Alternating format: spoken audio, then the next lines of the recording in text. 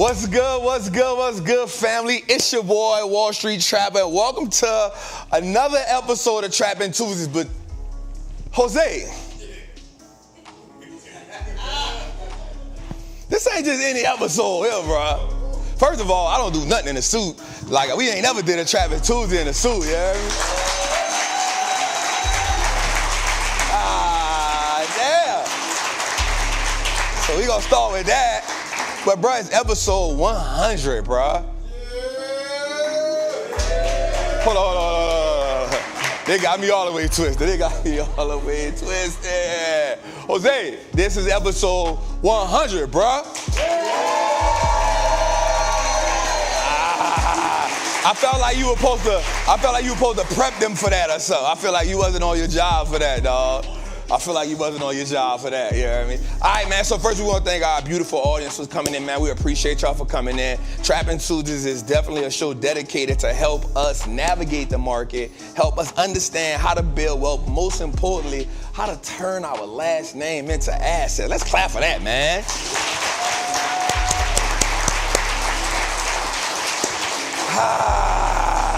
All right, so let's start off with this. I want to not only just say how important this is to me, but I want y'all to understand that we are on the precipice of this financial revolution, and so many of us are now at the forefront. I feel like we've moved from the back, Jose, and we've taken our rightful place. Like, we are understanding everything that is going on, and we are not being confused by the language.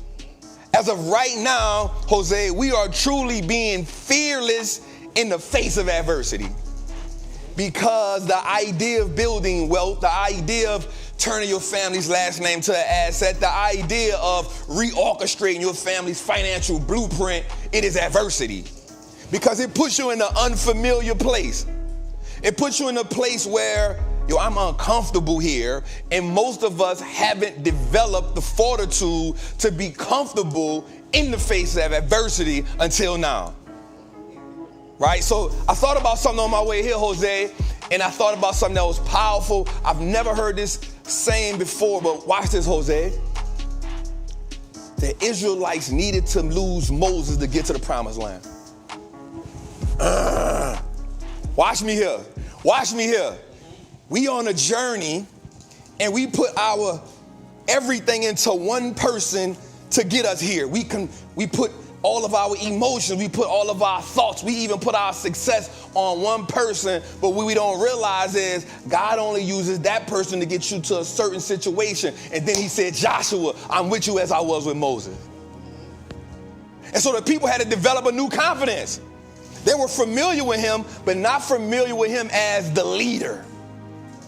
They was familiar with him in a subordinate role. They was familiar with him as the second-hand man. Most of the people who are in this room, most of the people who are on the journey with building wealth, you have now went from the subordinate role to the person who got to take your people to the promised land. They missed it. I like when they miss it, Jose, because they got to sit on it.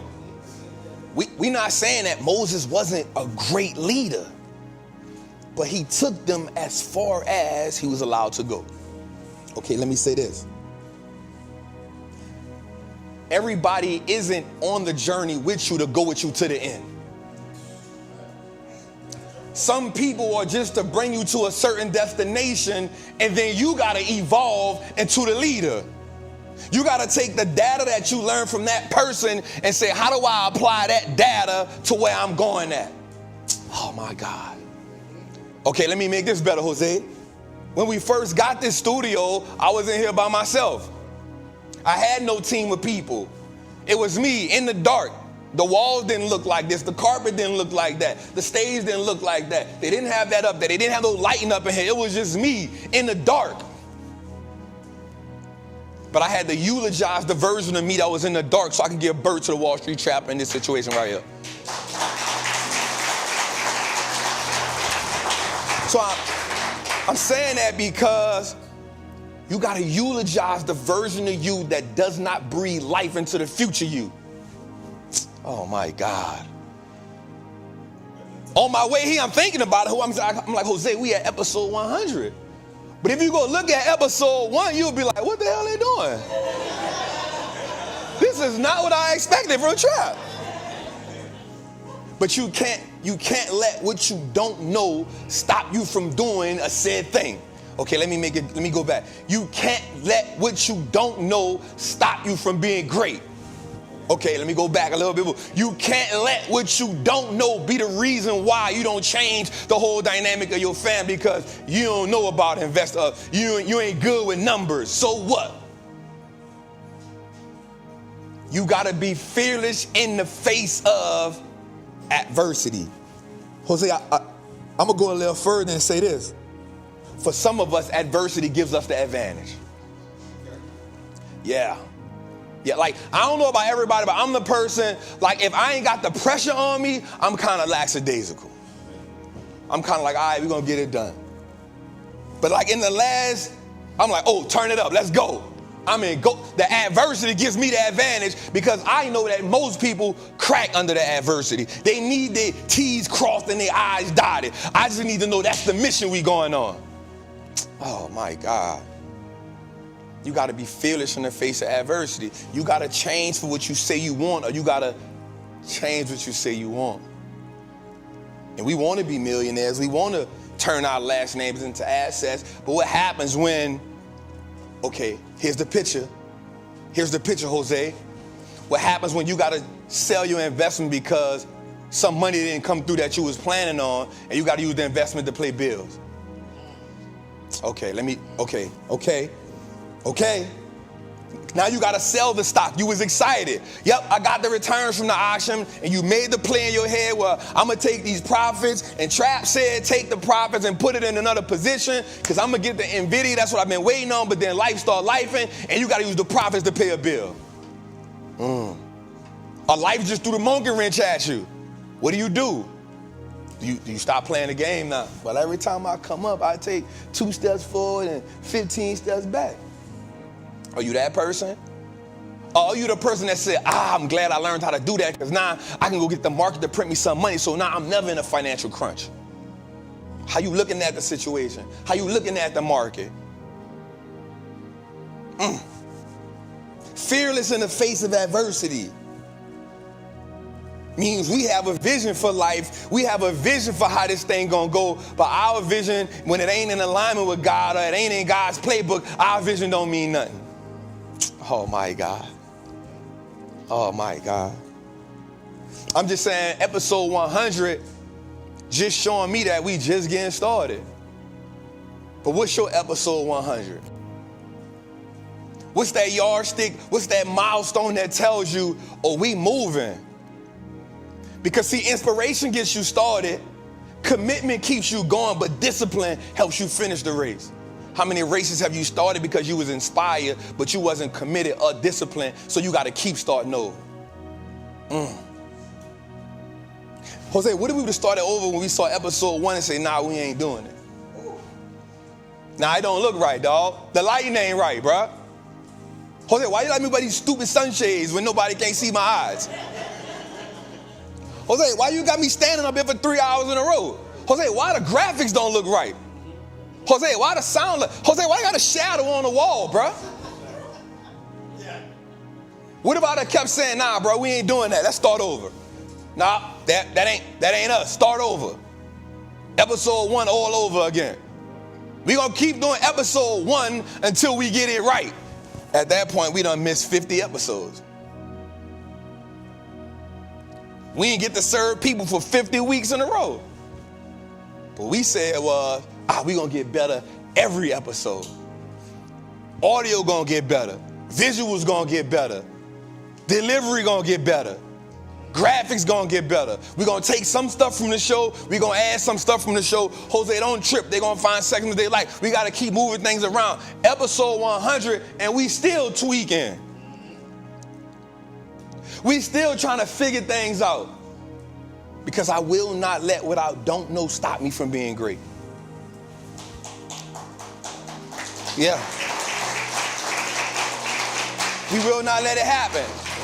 And so how many times have you let what you don't know be the hurdle that keeps you from crossing the Jordan. They missed it. They missed it.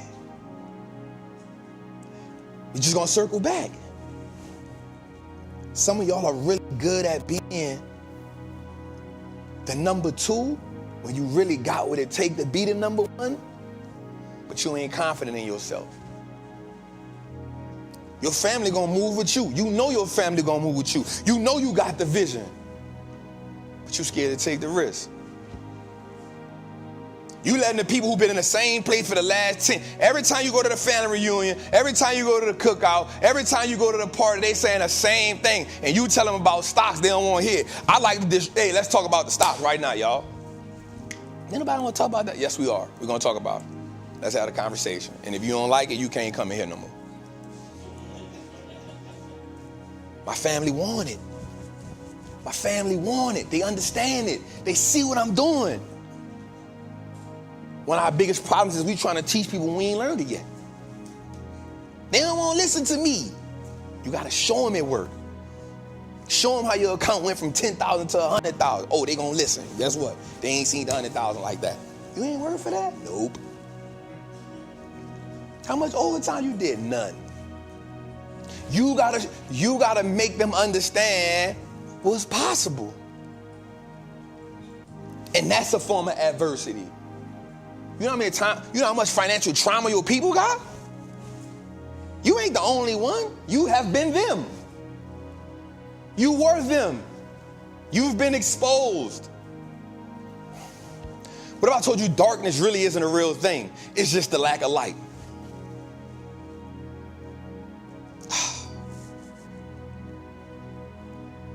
Ignorance isn't a real thing. It just lacks the knowledge and direction. Oh. What happens when you become the light, though? What happens when you become the direction? When you become the new normal? When you become the status quo? What happens when that happens? When you the one that everybody look at in the family like, oh, I see, yep, I'm here.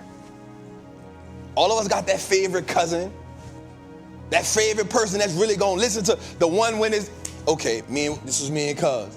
This is me and cuz. Give me a second. Hey, cuz, let's go to the store. We come back. Why y'all smell like that in my house? Man, get your mama, dog. Get your mama, dog. All of us got somebody that's gonna ride with us. Start there.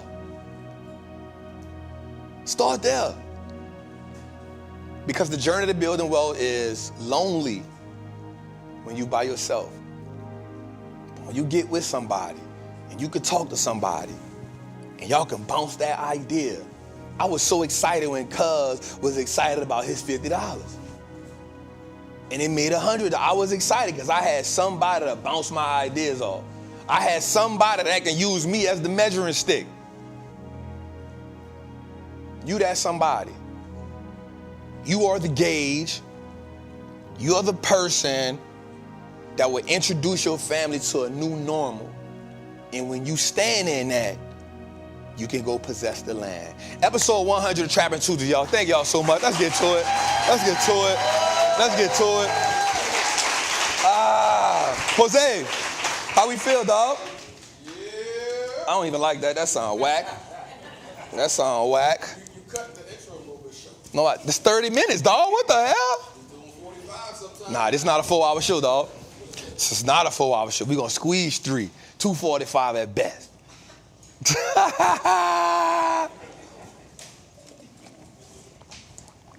All right. So, Jose, we got a video. I want to talk to my people. First of all, Jose, let's just look at our people in the chat, man. So we got Shazam Mex in the chat. We got KJ in the chat. We got Rashida in the chat. We got Tori. Can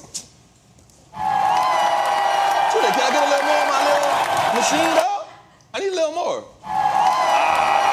There we go. We got Queen Tori in the chat. You know what I'm saying? We got Chelsea in the chat. We got Chance in the chat. We got Crystal in the chat. I see, Jose, let's just shout out. Jose, Yeah. we got 3,100 people in the chat on episode 100, dog. Off the intro. Off the god. Suit. You might have to do a suit every week. Not every week. You pushing it. You pushing it. You'll see. I like them. All right, man. So also, Jose, we gotta thank our beautiful audience. That's beautiful and handsome. My bad, fellas. Yeah, I don't feel no kind of way. You know what I'm saying? That's in here. We got to salute to them, Jose. Let's clap for them.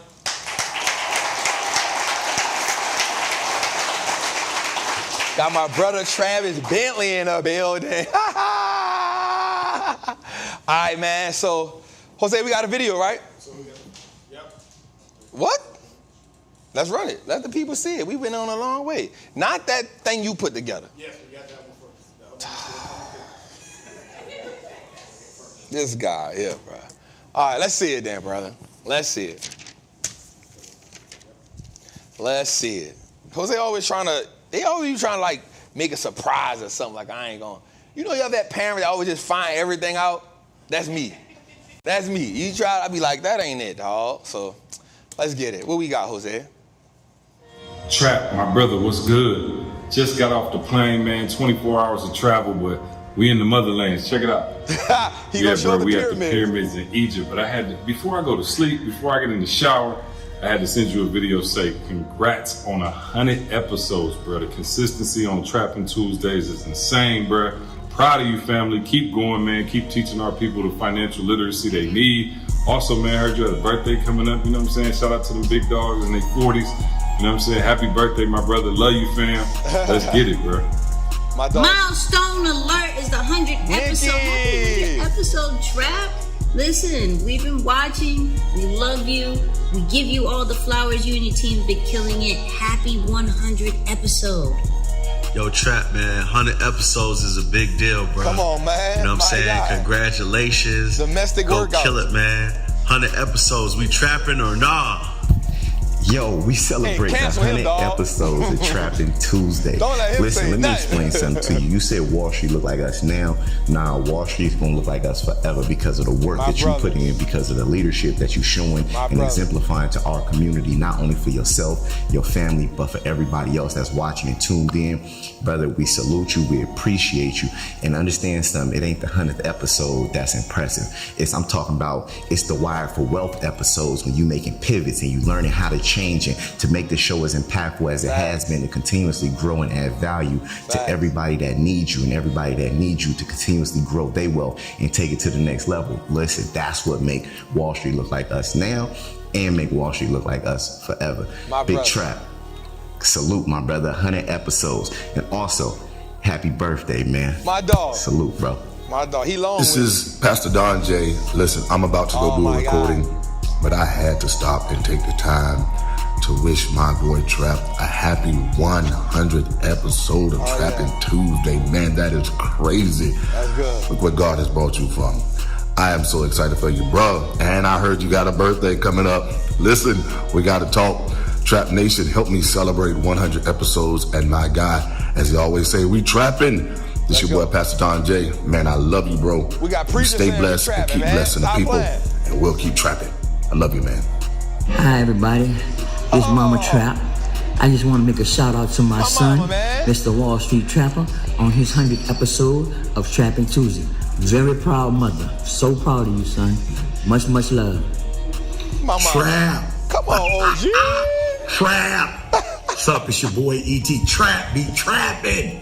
Hey, I got preachers saying we trapping, y'all. 100 episode. Now look, I ain't gonna lie to you, bro. You already know what I'm about, bro. I ain't. You know what I'm saying? We don't do baby food. You know what I'm saying? We don't do baby food here. You know, we trying to speak life, not death, into people, man. And I'm proud of the content you have produced for our people. Come on, OG. You know, 100 fire. Oh, freedom.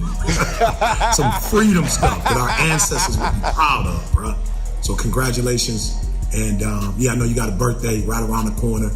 Congratulations, man. I am, you know the work that I do, bro.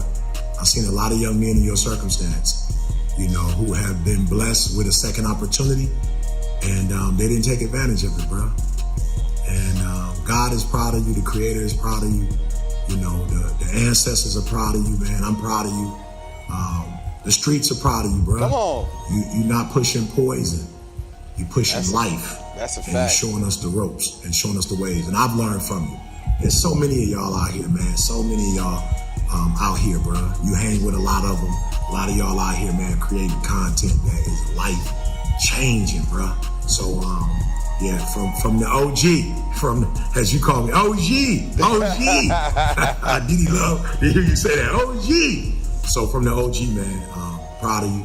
Keep doing your thing, and may God continue to give you many more years, and may He touch the work that you're doing as you free the people financially and free them mentally and emotionally, man. Love you, He a pastor for sure. Trap, my brother, what's good? Oh, man, that's good. That's good. The crazy part is my team acting like I did 100 episodes, like they wasn't right here with me doing 100 episodes. Like, we did this together. It wasn't about me doing 100 episodes, but it was about us building. It was about us growing. So I can't take, like, credit for that by myself because I ain't touched one camera. I wouldn't know what to do if I got behind it. Yeah, kind of like me trying to use an Android, bro. That would not work for me.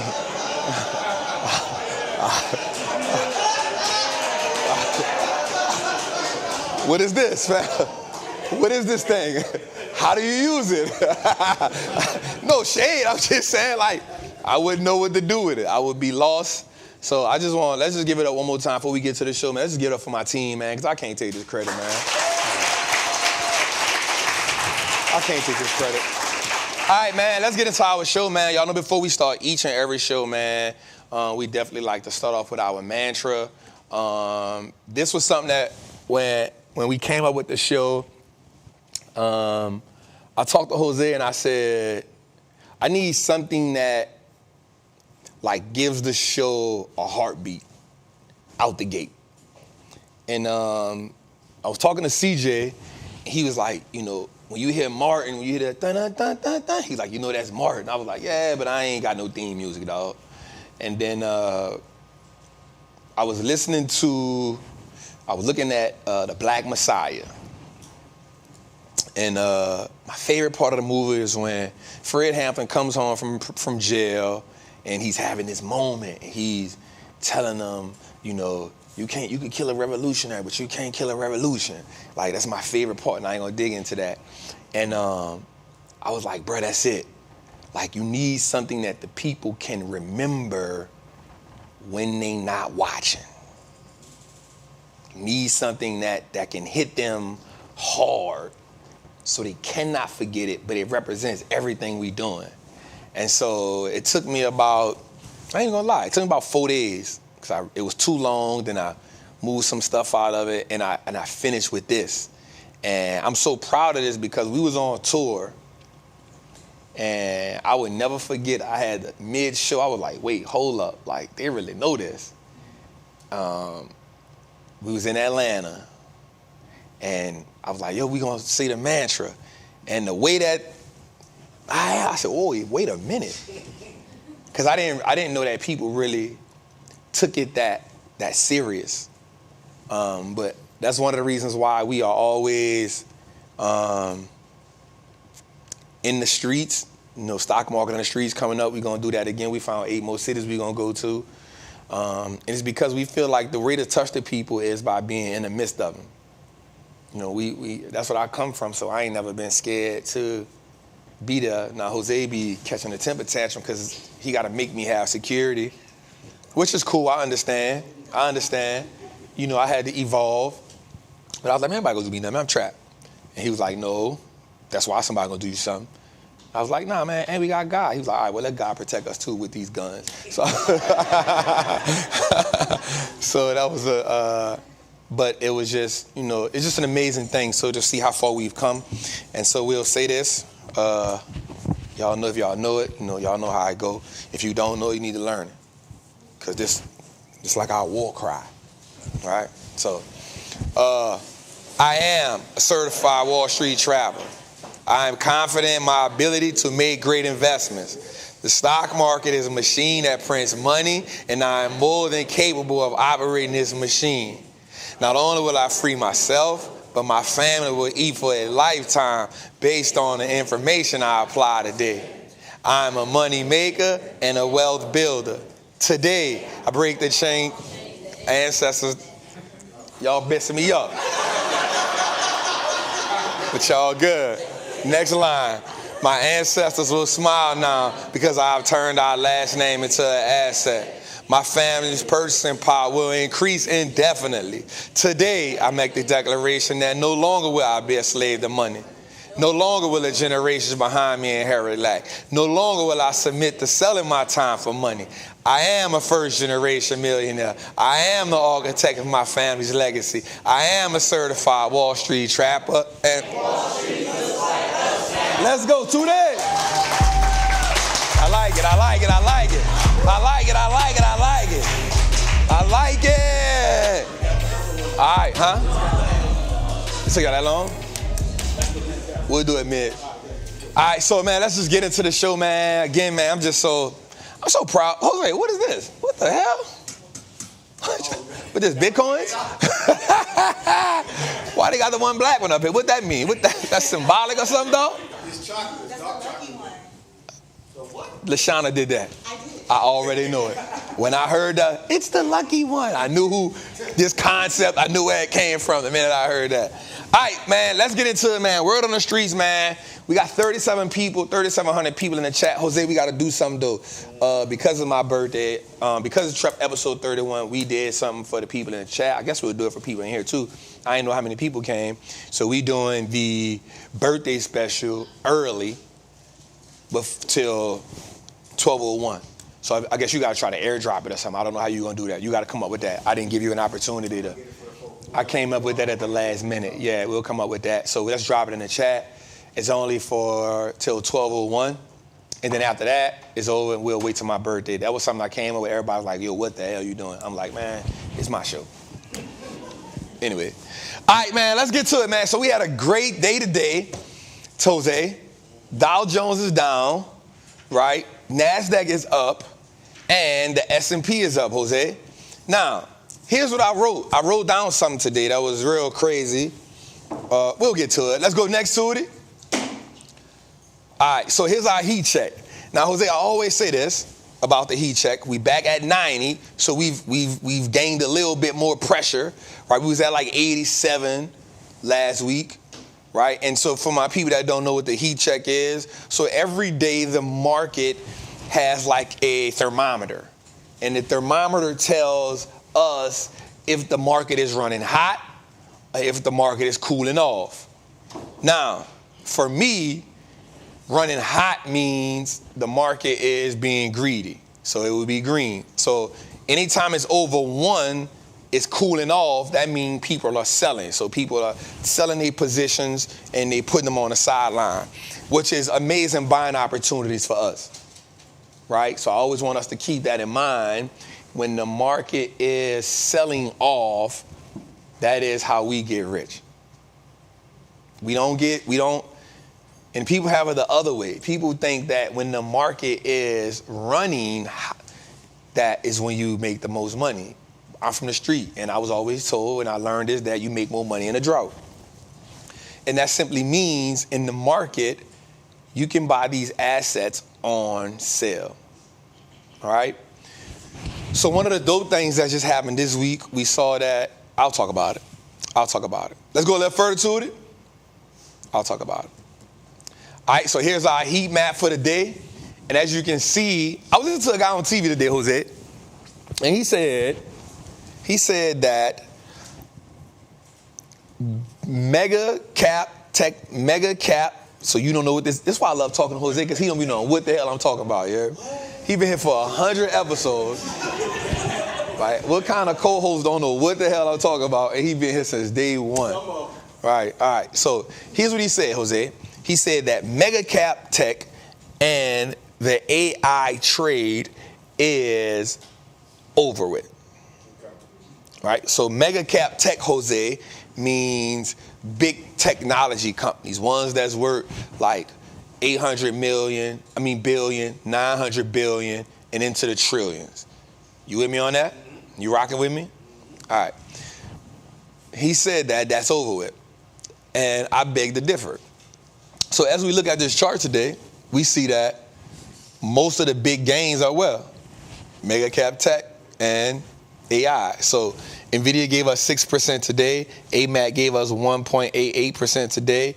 Google gave us 2.4% today. Meta gave us 2.4% today. Tesla shaking back a little bit today. Microsoft and Apple kind of slow down. They, but if we look at the rest of the market, is what? It's red. And so it tells us that technology has carried the market. So let me dig a little deeper into this. So say I wrote this down because I like when people say absurd things on TV, because it lets me know that how smart the everyday person is and how much nonsense that the people who get paid to do it be talking. All right? And this is why when I tell us when we looking at that, Jose, like we always got to look at it with a grain of salt.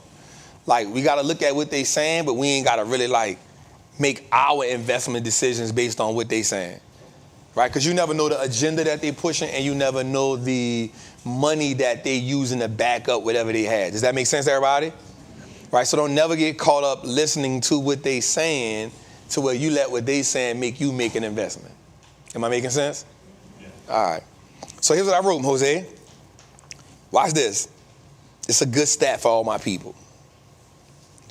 Mega cap growth and technology, the call options just hit the highest level in history. It has doubled the volume in the last week and a half. So for my people that don't know what that means, so calls and puts mean the market is super optimistic about a company or a certain set of stocks moving forward, right? If they had puts on it, that would mean that they are pessimistic about it. Does that make sense? Who in the Patreon up here? Yeah. There you go. Money printers. Y'all so greedy.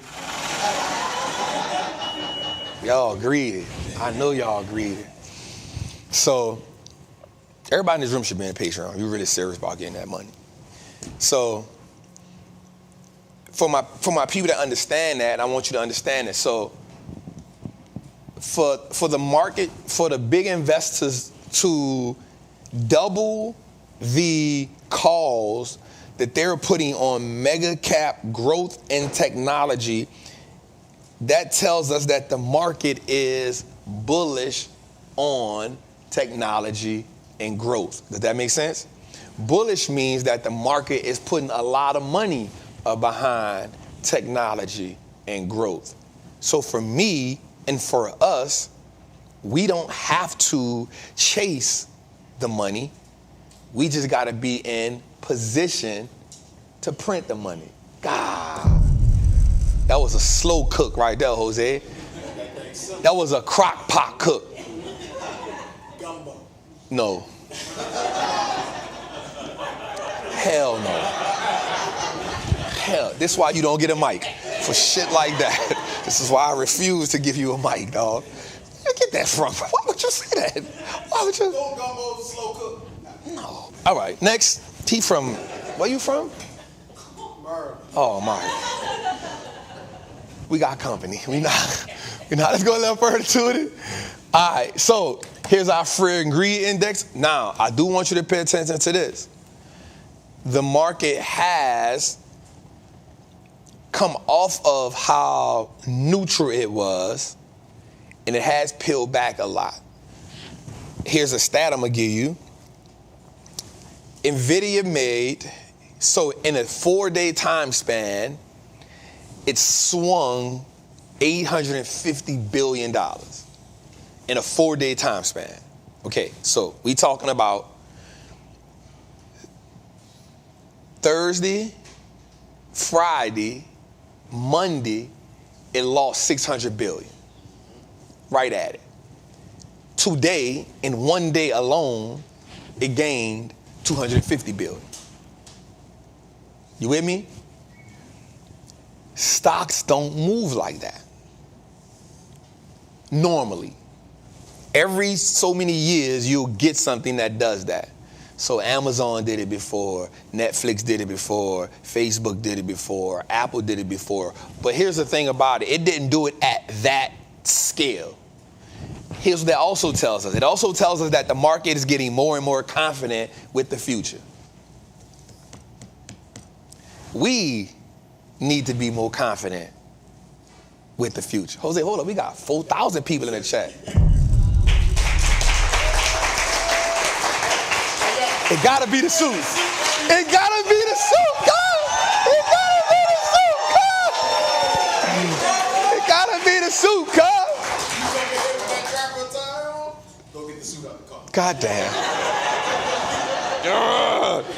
I hate when he right. I hate when he right. All right, so let's go a little further, Jose. So I want us to understand that, as investors, and as we need to take this game serious, because for the first time, we have the unique opportunity to be at the front of it. There's power in that. So, okay, I'm 41. I'll be 42. I had just come home from prison in 2008. I understood the market, but I didn't feel what everybody else felt in 2008. I had just come home, so I was already in a recession anyway. You know what I'm saying? I was just in the recession out the gate, right? I had to make sure. But at the same time, many of you weren't in position to understand how the game was being played because you were in survival mode. Here's the thing about America that we have to understand. America has equipped us to be in survival mode, but it hasn't equipped us to be in success mode. Right? America has equipped us to be in survival mode because in survival mode, we are still the prey to them. Because we're scrambling. In survival mode, you are still looking for them to help out. You're still looking for them to, man, why the government don't do this? Why the government ain't gonna give me that? You are still looking for them. So they are still putting you on the, I won't say this, Jose, damn. You're still on the proverbial nipple. That ain't ring well? Damn. Breastfeeding, Jose. But I ain't want to offend nobody because I know how you is about us getting demonetized. All right. So what happens is, as long as they can feed you, you give them permission to what? Now it makes sense. I ain't going to leave y'all nowhere for nothing. Right? So as long as you are dependent, hold up, bro. You need to come in here dressed, dog. You see what I got on, dog? You just did a whole video with a cheap collar on and a 500. I don't like it. Yeah, you got to go buy something. You got to go buy something now. Now. Cuz, box him up, cuz. Box him up, cuz, just because he working out, you hear me? All right, so here we go. So the thing is, what we have to realize is we have the opportunity to be at the forefront of America making a shift. Okay, watch this. During the internet phase, so this is when Apple, Microsoft, they became like, oh, these are the who's who's. They replaced Walmart. They replaced Exxon. They replaced those dogs as being the kings of the market. But we wasn't prepared. So now when you see people saying, if you'd have bought Apple, shut up. I ain't known about buying Apple. I didn't know. Y'all knew. Y'all ain't give us the information. Right? We didn't get the alert that it was the perfect time to buy Netflix and Amazon. Like, we didn't get that. Here we are now because the market will rhyme if it doesn't repeat itself. Here we are now. That's why I said this in the beginning. We're on the precipice of a financial revolution because now the everyday person has the power. The internet didn't just make great companies, it gave us access to so much information. It's on you now to navigate who will give you the right information that can take you to the next level. We trapping or we trapping? All right, so because we are at the forefront of this, all right, I'm going to put some of my people on spot right here, but not from a individual perspective. So I got people here who've been on the Patreon. If you've made 5 figures in the market, stand up. Clap for them. All right, y'all can sit down. Y'all can sit down. Y'all can sit down. So now this is the part where some of them get nervous. All right. If you've made 50 grand, 5 figures or more, stand up.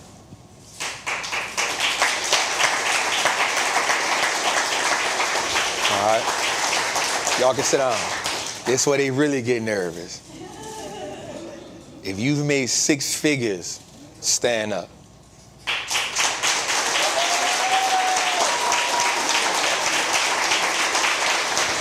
I ain't gonna go no further. Look, OG like, I'll stand up, don't touch. I ain't gonna go no further.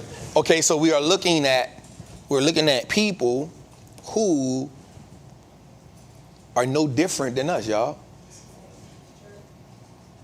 They look like us. They come from where we come from, give or take a few things.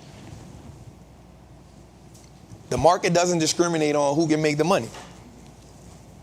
That's what I love about it. It don't discriminate. It don't discriminate what your background is. It don't discriminate who your mom and daddy was. It don't discriminate if you were divorced. It don't discriminate if you was in a foster care. It don't discriminate if you got bad credit. It does not care. The only limitation that the market has is the ones that we put on it and we tell ourselves that we can't do. And that is what I call, we have to stand in the face of adversity. Because the biggest adversity is the adversity that we place in front of ourselves. Does that make sense? You sitting next to somebody that done made 5, 6 figures, 7, but yet, if you're looking at them, it doesn't look like the world has told you somebody who make 6, 7 figures look like in the market. Does that make sense? So the market has told us, has painted an idea to us what a person looks like who can make 5, 6, and 7 figures out of it. And because we were in survival mode, not success mode, we identified with what they told us, not realizing that the real people that can make money in the market look just like you and I, which where we get the name Wall Street looks like us now from. Does that make sense? So when you leave here, if you leave here with nothing else, I need you to understand after episode 100 that you will stand firm in the face of adversity. And the adversity is your ability to make money in the market. I need you to commit to it. Like, I'm not telling you to quit your job. I'm not telling you be a full-time trader. That is not what I'm telling you, because the way that we play the market, you can still go to work every day. The problem with you going to work every day with this is you're going to start talking crazy to people. The lunch breaks done got a little longer. You're coming in late.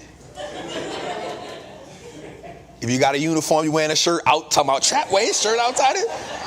I don't need this. I don't need that PTO anyway. I got money in the market. Don't do that. Don't do that to the, right? But this game, I'm so committed to it. This game allows you to see life from a different perspective. It changes your financial prism, right? It puts you in a situation where financially, you're no longer worried about not having, I got to cut the vacation short because I don't want to stay extra late because I got to get up early in the morning. Like, I don't want that to be you just feel a little bit better when you know financially you're a little bit stronger. Like, I'm not going to say who it was. We had the portfolio mastery class. And my people came to me and it was like, Trap, man, look, I just come from, she came from the military. She was like, look, I got this amount of money. I made this amount of money. The military going to pay me this amount of money. Man, I don't really want to go get no job. I was like, all right, check it.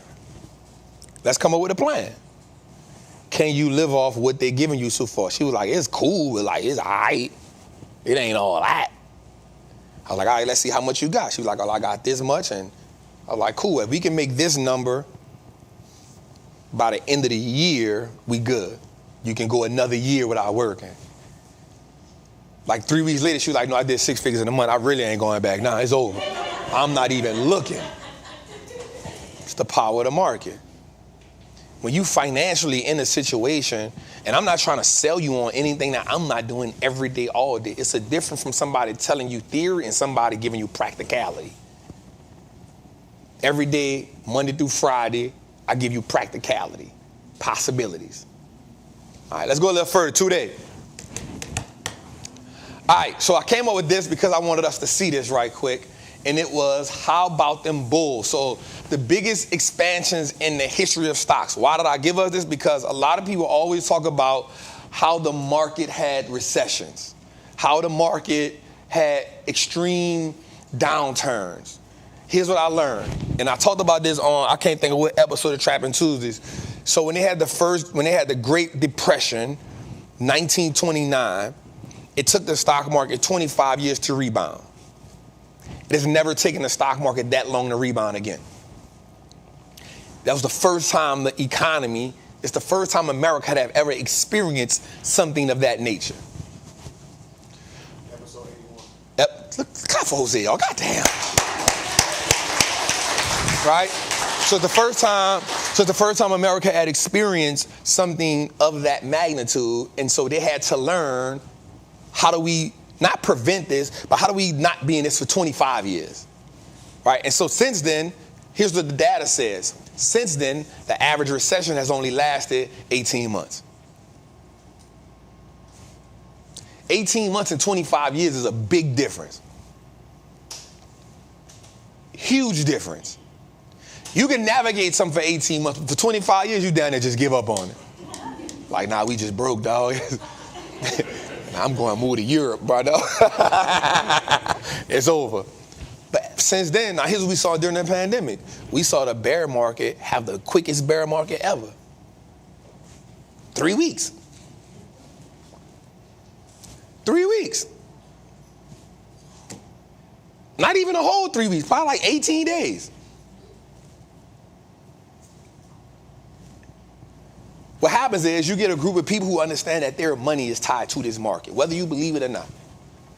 When you look at the top 10 richest people in the world, 70% of their wealth is tied not just to the companies that they own, but it's tied to the stock that they own in the companies that they own. So when you see a man who is worth $30 billion in the beginning of the year, and then this time, in June, he worth $90 billion. His stock just went up 151% this year. That's what happened. So for us, I'm just want us to realize that we making the wealth game harder than it gotta be. Now it's layered. We 100%, there's layers to it. Once you make money, you gotta know how to pay taxes. Get Uncle Sammy's money. But then there's a game in that game. You start buying real estate, you start doing, right? But we make the game harder than what it has to be because we don't know how to stand up in the face of adversity. Are we trapping? Yeah. All right, so let's get to it. And I'm telling y'all this because as a first time, as me being, I don't know, like I done went through my family tree and I don't really know if we had like financially nobody in my situation before, but I'm learning so much stuff as I go. That's what I love about it. You're not going to get me up here saying, yo, I come from money. No, I don't. I come from some hustlers. They were about getting to it, but I don't know we came from no money. So I'm learning everything as I go. But that don't stop you. All right, so let's get to it. So first bull market, one of the bull markets, great expansion from 1990 to 2000 was 114 months. The S&P returned 418%. Annually, meaning per year, it returned about 19%. The post-crisis bull run from 2009 to 2018, which was 112 months, the market averaged 302% in that time span, averaging 16%. Post-war, from 49 to 56, this when the market came out of that Great Depression. It was coming out of it. All right, it get 86 months. Average return over that time was 267%. It did 20% a year. The 70s, that was amazing. From 74 to 80, 74 months, 126%, 14% on average. The Reagan era, so all of us know that's where all the drugs came from. If you ain't ever heard of Reaganomics, go do something. You felt it. You felt it. This when you really felt crack, crime, unemployment. This is the era where you felt it. I talked about this on the show too. I don't know what show that was. Jose will probably find it. From 82 to 87, 60 months, 229% return. 229% return. Average return during that era, 26%. The high AUGs from 2002 to 2007, 60 months, 101%, 15. Here's what I want you to understand. Maybe not the 90 to the 2000, but 09 to 18, we should have been a part of that. 2002 to 2007, we should have been a part of that. Because those same companies now are the trillion-dollar companies that those companies in that era wasn't trillion-dollar companies. But they are now. And so when it makes sense, I want you to understand that we're now at the forefront of where America is going. Watch this word, Jose. You're going to like this one. It behooves you. Ooh, come on, Jose. Why you ain't? Come on, bro. Come on, bro. The suit made that word come out, dog. Right? To be a part of this. Like, don't second guess it. Like, the most important financial decision that you will ever make is how much of my money I am going to use to let work for me. The second most important decision you're going to make is, if you got kids, how much of my money am I going to start letting work for them at a young age? Because you won't get them free early. You won't put them in position early. It becomes your obligatory duty once you get the information. Come on, Jose, second word, back to back. Come on, I'm on the road, dog. They not like us. Sometimes you gotta pop out and show niggas. Come on, man. Sometimes you gotta pop out and show them, dog. What you talking about? He's sleeping on me right now. He know I'm feeling it right now. Back to back words, I'm on it. Nah, you got a long night ahead of you, dog. You gonna be editing the night. 45? Come on, bro. It gotta be the suit. Now I'm gonna have to hit his mouth later on. Say, bro, you know, gotta do the suits, dog. People like the suits, bro. I think it's a good dichotomy, though, Jose. You heard me again. I see. So this shit about it.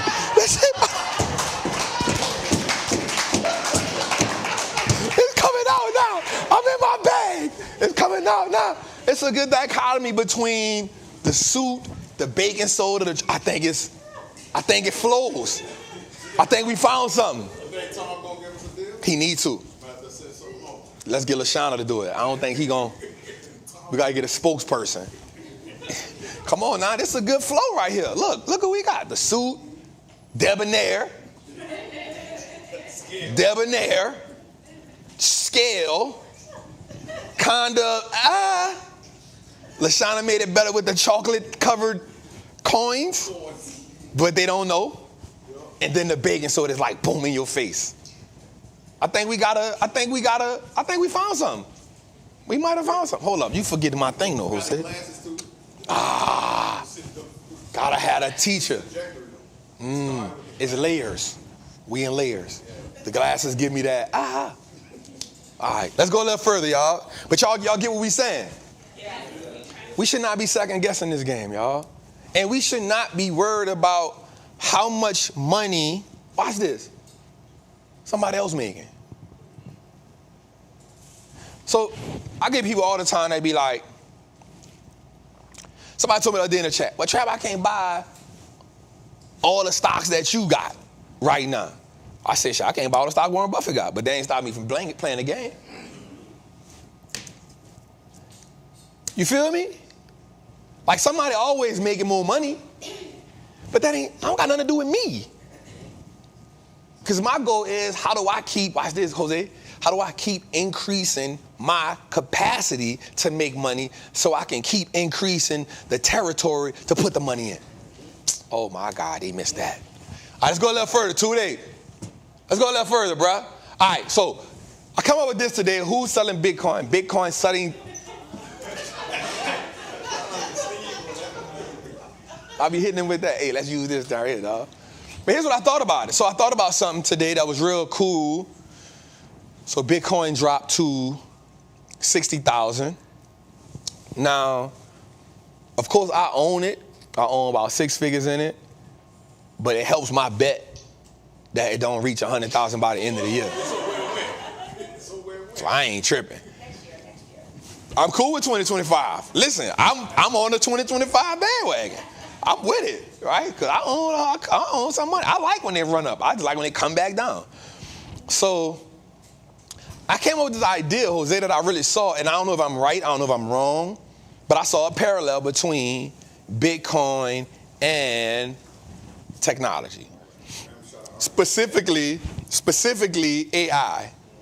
What I noticed was, and I could be wrong, but this year, when NVIDIA really runs, so does Bitcoin. When NVIDIA pulls back, so does Bitcoin. Now, somebody said, bro, stick to stocks, you don't know nothing about crypto. I said, you're right, I don't. I just know about Bitcoin and Ethereum. I said, but damn, I shouldn't have said this, though. I said, man, even Stevie Wonder could see that trend, dog. But I didn't mean to say that to y'all. I was saying it in the chat so nobody couldn't see it. People don't really be reading the chat like that. Just Jose and my dog over there. People be skipping over that. But I was like, dog, anybody can see that, dog. Like, it's pulling, right? But I'm not mad at for doing that because that's the nature of the game. The nature of the game for us is buy assets at discount prices. I promise you, if we play that game, it'll change the perspective on it. Let's go a little further today. All right, so I made a comment last week, Jose, and I said that we like companies that are run by founders. So, of course, I went and did my homework. And it turned out that founder-led companies often do extremely well. So when we talk about founder-led companies, we talk about companies that the people who originally came up with the company out the gate. So NVIDIA, Tesla, Meta, Google, ICE, LVMH, Berkshire Hathaway, Dell, Oracle. These stocks, this is a few of them I ran across, these stocks have done significantly well because the CEO is still the person who created an idea. And because of that, you still are connected to it emotionally. Now, I could have kept Amazon in there. The only reason I took it out is because he stepped down a year ago, 2 years ago. But even up until then, that thing soared. So one of the things I love to do, Jose, is I love to look for companies that are still ran by the person who initially had the idea because they committed to the process. Let's go a little further. How y'all feeling? All right, let's go a little further. All right, so I saw this today, and this what made me laugh, Jose. So McDonald's has started a pricing war. So, so McDonald's came up with a $5 menu. And you get the McNugget or the McDouble with the 4-piece chicken nuggets, fries and a drink, and free fries on Friday. I ain't even noticed that when I said free fries on, but that's what they came up with. So watch this, Jose. Burger King, Arby's, Wendy's, and one more, I forgot the other one. They've all said, not on my watch. They've created a $5 meal. Chick-fil-A? Yeah. Was it Chick-fil-A? Yeah. Chick-fil-A. They was like, not on my watch. Not on my watch, Jose. Because here's why, though. What we have noticed is, I always say this, the people at the bottom feel the recessions the most. But also, the people now this is bizarre, but the people at the bottom spend the most disposable money. Now that's odd. How can that be? Well, most of the people who are in that upper percent spend majority of their money on assets. Or they find a way to write that money off. So it's not that the lower income people spend more money, it's that the upper echelon of people know how to use the money. Let me rephrase that. Know how money is used. Okay? I have this saying. Majority of people know how to use money, but there's a small quadrant of people that understand how money is used. And when you don't understand how money is used, then when America goes in these crunches, you will always be of the latter statistic. And so what McDonald's and all the other companies are saying is, yo, the lower tier people, we have to make food more affordable. You're gonna see tonight we got a stat that says that housing now is higher than it's ever been. Now we done say this a long time too. We done say this all the time. It costs more now to own a home than to rent. For the longest of time, that was always the, man, if you rent, you might well buy the house. Right? We always heard that, right? Like if you rent, it's gonna cost you more to buy the house than the rent. So you be like, all right, let me go buy a house, until you realize now, that ain't the case. Now, it costs you more to own a home than to rent a home. And that goes against everything that America stands for. Because their goal is to push home ownership. Because their goal is to get you in those 30-year loans. That's their goal. They need you to be in there. They need you to. My bank called me today, Jose. Speaking of that, they said, Mr. Howard, every time they call me and said, I know they're trying to do something they ain't got no business doing, you hear me? It was like, we was looking at some of your income statements, and man, we got these amazing CDs we could put your money in. I said,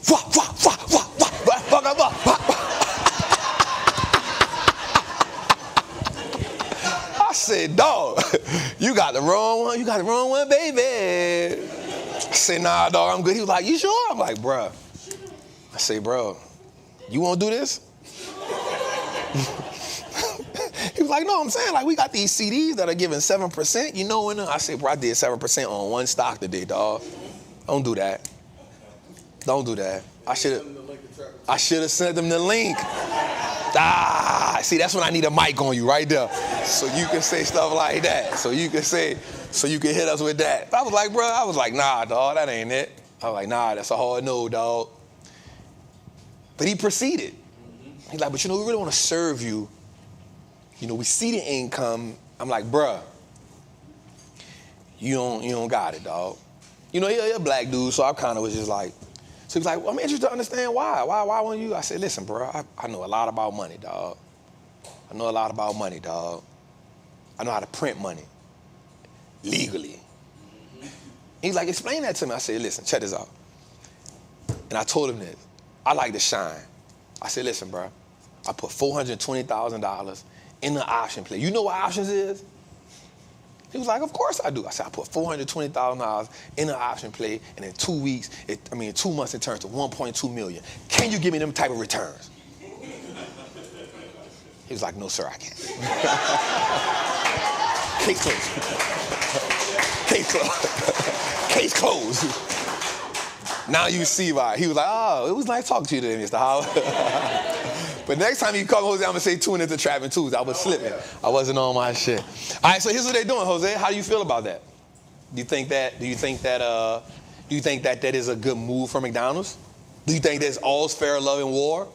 Very good for McDonald's, horrible for our health-conscious individuals. You told the people about the 75 mid-soft thing you came up with? Oh, yeah. The 75, what is it called, bro? The 75 semi-hard. That's the clean version. I take my bike back. I take my mic back, bro. Why? So Jose comes up with these terms, y'all, that just be killing me. So one day he was like, yeah, you know, when I be trans vegan, I was like, what? What the hell is trans vegan, dog? Never heard of that in my life. Yeah, you know, I'm trying to be vegan and I'm still, nah, bro, you not it, bro. You're not anything. Go eat some cheese, dog. It's all good. All right, let's go a little further, y'all. What we got, Tootie? All right, so here's something that's important for y'all to see right here. It's a little long, but I'm going to get into it right quick, right? There's two ways that companies fund growth. So we like to look for companies that are definitely in growth phase. So because we are looking for companies in growth phase, I'm not going to go through all of this, but I want you to understand there's two ways they could do through equity, which is through ownership, and they can do it through debt, which is borrowing money, right? For me, I don't mind a company borrowing money if they have certain parameters in play. And the reason why I don't like the idea of equity a lot of times is because it comes in the form of redistribution of shares, which dilutes the shares that we already have. I don't like that. I don't like that. I don't mind a company using debt based on if the company has a good credit rating, meaning they are really good at lending money. So a company like Apple, I don't mind that they take on debt to do a lot of things because they're sitting on about $80 billion in cash. But a company that's sitting on about $10 billion in cash, I'm not so fond of them going to get money. $100 million in cash, I'm not so fond of them going to lend money because now that takes away profit from me. Does that make sense? So without going through all of this, when you're looking, because we're looking for growth, we're in that phase, right? I said this because I want you to understand this. Growth companies will be affected the most when the market goes red or when the market is in high interest environments. Because, okay, this is going to be good, Jose. This is going to be just a teaching moment. It's a good teaching moment. So Silicon Valley Bank, y'all remember that bank, right? That crashed last year, right? The reason that bank crashed was because 90% of their money went to startup companies. You with me?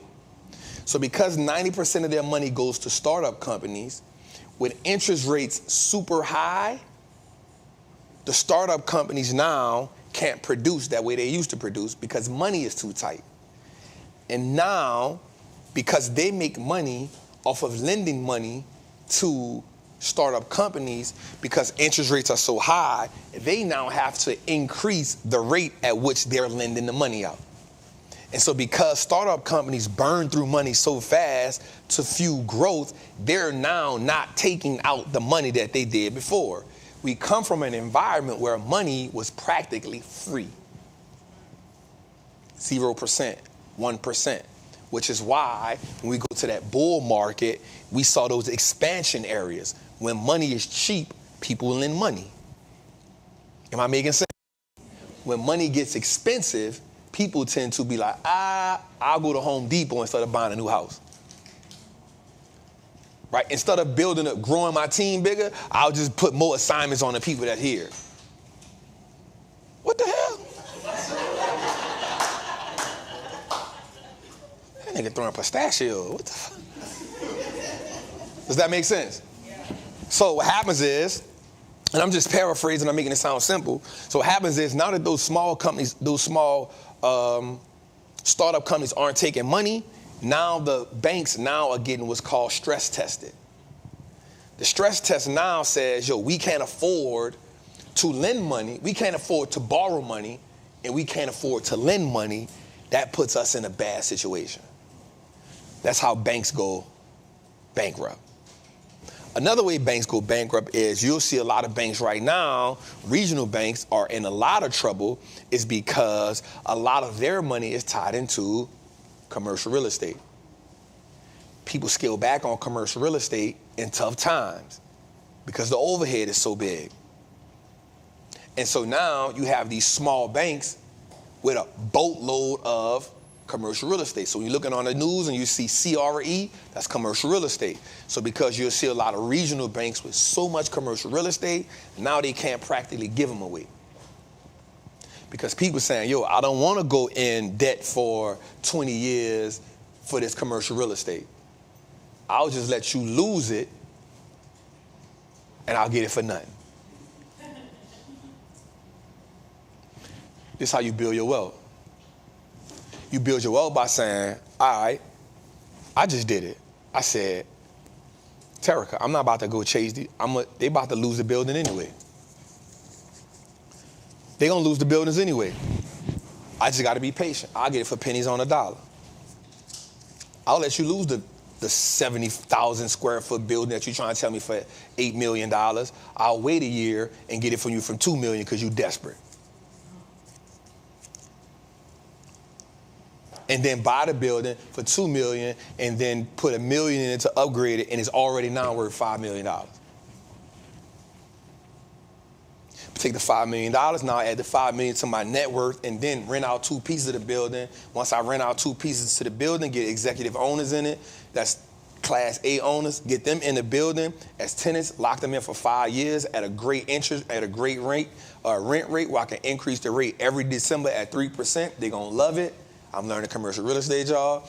At 3%, they're going to love it. And now I've just increased the value of the building by another $1 million. I just taught you how to play the commercial real estate game. Just a little bit easier. And then I can write off the next 10 years of depreciation, and so now I ain't got to pay Uncle Sam. Ooh. Back to this right here. And I just learned that in the last 90 days. So I tell y'all, everything I learned, I don't mind telling y'all, because we all first generation millionaires. So seeing you win at the game don't hurt me. They print money. You know what I'm saying? And you get your commercial building under your belt, you just change the whole game.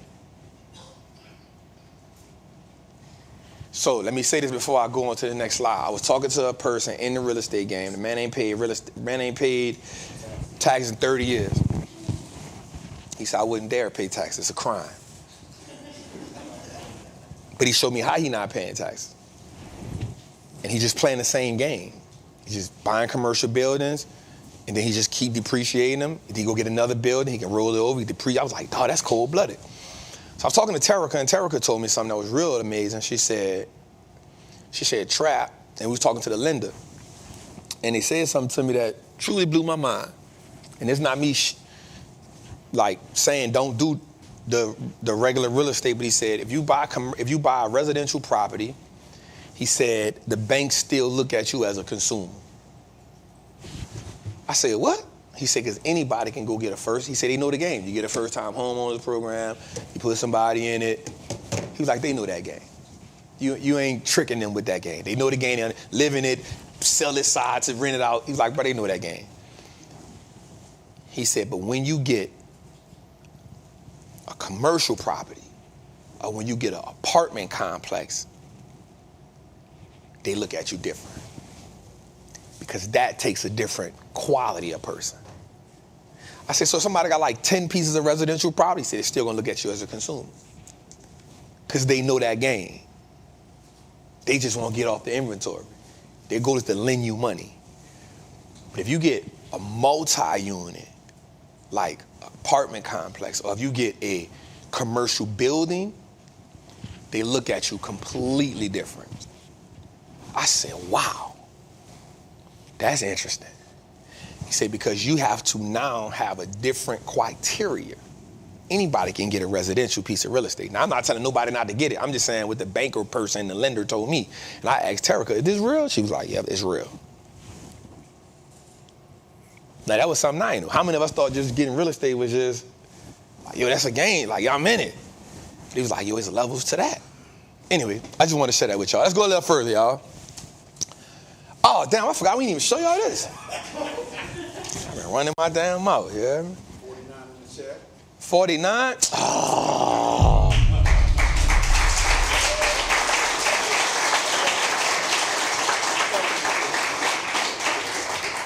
It's definitely the suit, Jose. It's definitely the suit, Jose. Damn. I hate when you right. All right, so let's get into this recession portfolio right quick so I can show y'all this. All right, let's get to it, Tootie. Y'all know each and every week we like to show y'all this portfolio. It's important that we've been showing this portfolio because it's the transparency in us. So that's not the first one, Tootie. The first one is go. Yep, right there. All right, so if you're in the Patreon, we put in one of these plays today, the one at the top. So that's it. The AMAT play is up. The AMAT play is up 35,000. Well, I got to show y'all the percentages.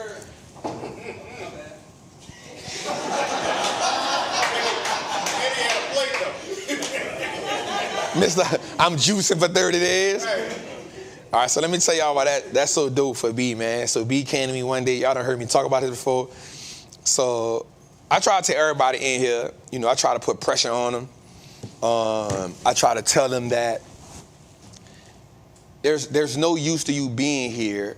Let me say that. You aren't maximizing being here if you see me making people a whole bunch of money and every day you come here and see me making money and you ain't making money with me. Like, I would be pissed off at myself.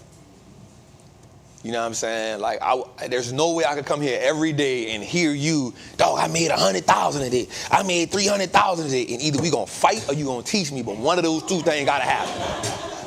One of those things gotta happen, right? Because you're not gonna be making all that money in front of my face and I'm just on the camera. Nigga, you crazy. You better teach me or something. So I always tell all of them, like, bro, like, y'all ain't here maximizing. So B was like, bro, I'm about to get in the Patreon. I'm like, all right, I want to see if they're going to take it serious first. So B got in the Patreon. He got in the first two plays. He got it. And you know what? I felt bad for B because the first two plays he got in was the first two plays of the year I ever lost on. I was like, damn, B. Shit. Yeah, like, I felt some kind of way about that. And so B come to me one day, and he just had this look in his face. He was like, say, Trap. Man, I need one of them ones, you heard me? I said, B, what you talking about? He was like, I need one of them option plays that ring the cash register. I said, B, you act like I gotta switch. And I could just say print money for B right now. So B got in this AMAT play, and this play has definitely went crazy for B. I took a little profit off this one, so let me see, so I can tell y'all exactly what happened. Yep, so the AMAT play is up 78%. It was up 100 and some percent, and we took profit on it. The Amazon, we got two Amazons in. One of them is down, but we've been clawing back on that. AVGO up 10,000, up 6,000. I did sell half of those because they was up big. So we up 10,000, up 6,000 on that. General Electric. We didn't take profit on that. Let's go further to it. One more. Yep. So GEV, we still in that play. That one up 10,000. It's up 33%. Then we got Google. Is up 50. Is up 136,000. I need to take some profit on that in the morning. It's up 58,000. And then this next play, I put that in the Patreon this morning. That was one of the most expensive ones. You got in that? I knew you greedy ass was gonna get in that. I knew your greedy ass was gonna get in that. I knew it. I said, look, so I put them in the Patreon this morning. Like, I put the other plays in there, whatever I did, and I said this one here gonna be kind of expensive, y'all. So I know there's a certain group of people that's gonna be like, that's the one we want right there. You feel me? They greedy. That's what they is. They're a different level. But I always say something in the Patreon. I always say that I'll never let the market price me out. Meaning, there's never going to be an option that I can't afford. Right? There's never going to be an option play that I will let the market tell me this is too expensive for me based on price. It may be too expensive based on valuation. I'm okay with that. But just because you put an expensive price tag on it, don't mean that I ain't going to get it. Shout out to 5,000 people in the chat. Definitely the suit, dog. It's definitely the suit, dog. Here's the crazy part. Jose been clocking that the whole while. He over there like, come on. come on. He probably in the chat saying all kind of stuff, you feel me? So I put this play, and I'm not gonna lie, this play was really expensive price-wise. It was, like $9,000 a play? Something about $9,000 per one? About that? Yeah. Nah, so that went up. That's because it done shot up to this. We got in it, it was probably about 92. Look, greedy ass. Greedy ass.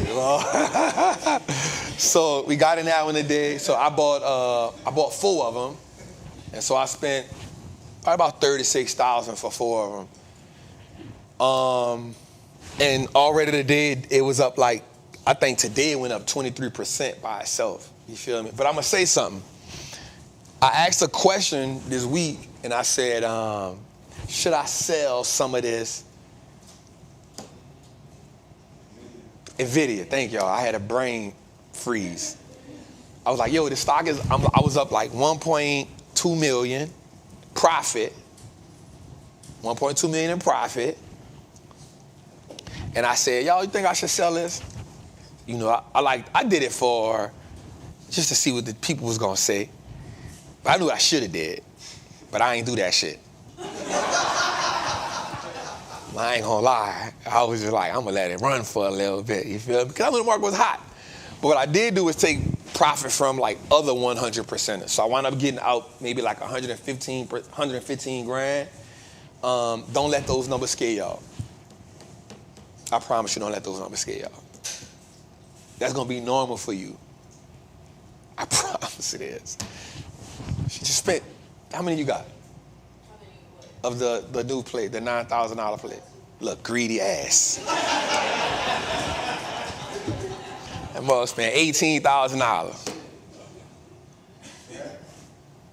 Now, it probably would take an act of Congress to make her spend $18,000 on something outside the market. $18,000, you tripping? You spend on $18,000. I lost your mind. But a play that costs, not load me up. That's a different perspective. You feel me? That's a different perspective for somebody to be like, nah, I wouldn't spend $18,000 on a regular, but if we got $18,000 in an option play, plug me in on that. Different perspective. Once you start seeing the possibilities, once you start understanding, like, damn, watch this. How much you think the $18,000 can make you? Greasy ass. You feel me? She like, I can at least get 100% on it.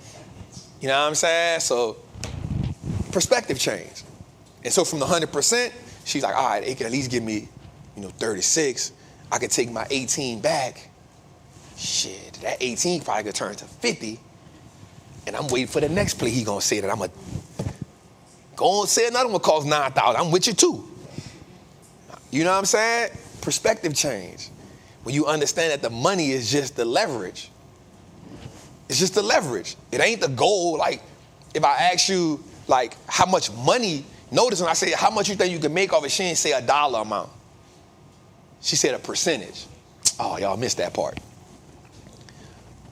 She didn't say a dollar amount. She didn't say I probably can make $100,000. She said I can probably make 100% on that, bare minimum. Meaning she looking at her money different. She looking at her money from a percentage because that's what matters.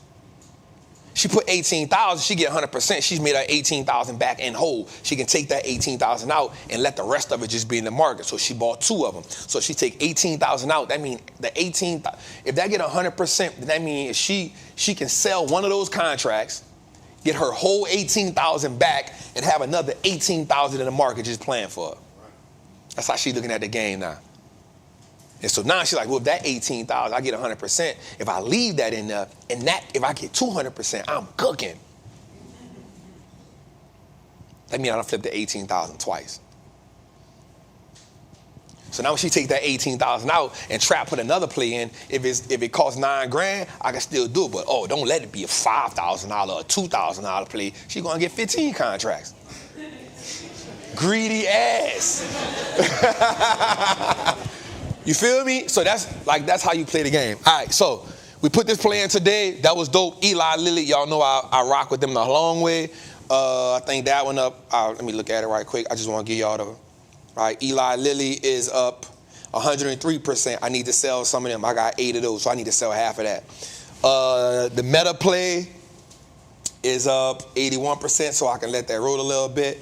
This Meta play is getting back cool.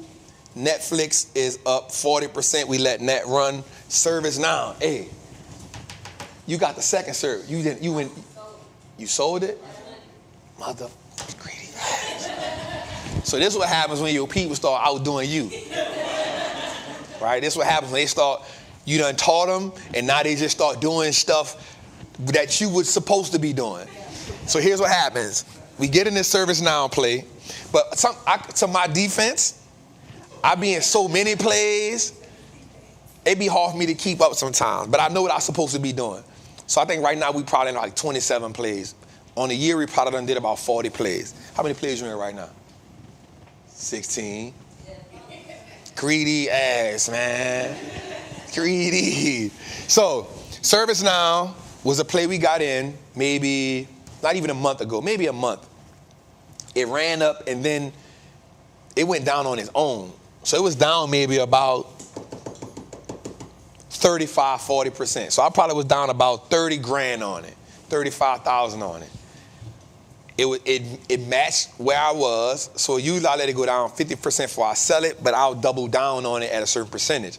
But because she been with me for a year and something, she understands a certain type of companies I'm gonna put in. I'm not gonna put no trash companies in there. The companies we're gonna be high quality. That's all we trade. We trade high quality companies. That's our model. So what she did was what we do. That's why you see me with all them NVIDIA calls, and you'll see me with multiple calls because I'll play the same company multiple times. Right? So what she did was, did you get in it the first time, or you just got in it when it? So she got in the first one with me, so she's still in that one with me. Then when the stock went down, she bought it at the low. How many contracts? One contract to probably hedge what she had. That contract now got to 100%. She sold that 100%, and she's still in this play right here. It's now only down now probably about 8%. So she just followed the blueprint. One of the things I teach them all the time is I don't want you dependent on me to make money. I want you to make money with me, but I need you to go make $1 million on your own too. That way you just rocking with me on GP. You rocking with me because it's part of the community. You're not rocking with me because you need me. Does that make sense? Don't never let nobody be the reason why you eat or why you don't eat. That ain't what we here for. There's too much money to be made. From July the 3rd to July the 8th, I'm going to be in Amalfi Coast. I'm not even looking at the market. I'm going to just be enjoying what I've been through. So I'm not going to post nothing in none of my groups. Does that mean they're supposed to stop eating? They're supposed to still be able to execute. Make sense? All right, let's go a little further. How y'all feel? All right, cool. All right, go a little further today. All right. No, go back. Go to the one where the NVIDIA plays at. I got to let them see that so they can, like, clown me. All right, so first NVIDIA play, we up 186%. I just need to sell some of these. I ain't going to lie. So this up 198%. I have 80 contracts. Trap, you need to sell 40 of them. You definitely need to sell 40 of them. All right. The next NVIDIA play is I'm down 1,500 in now. Still up.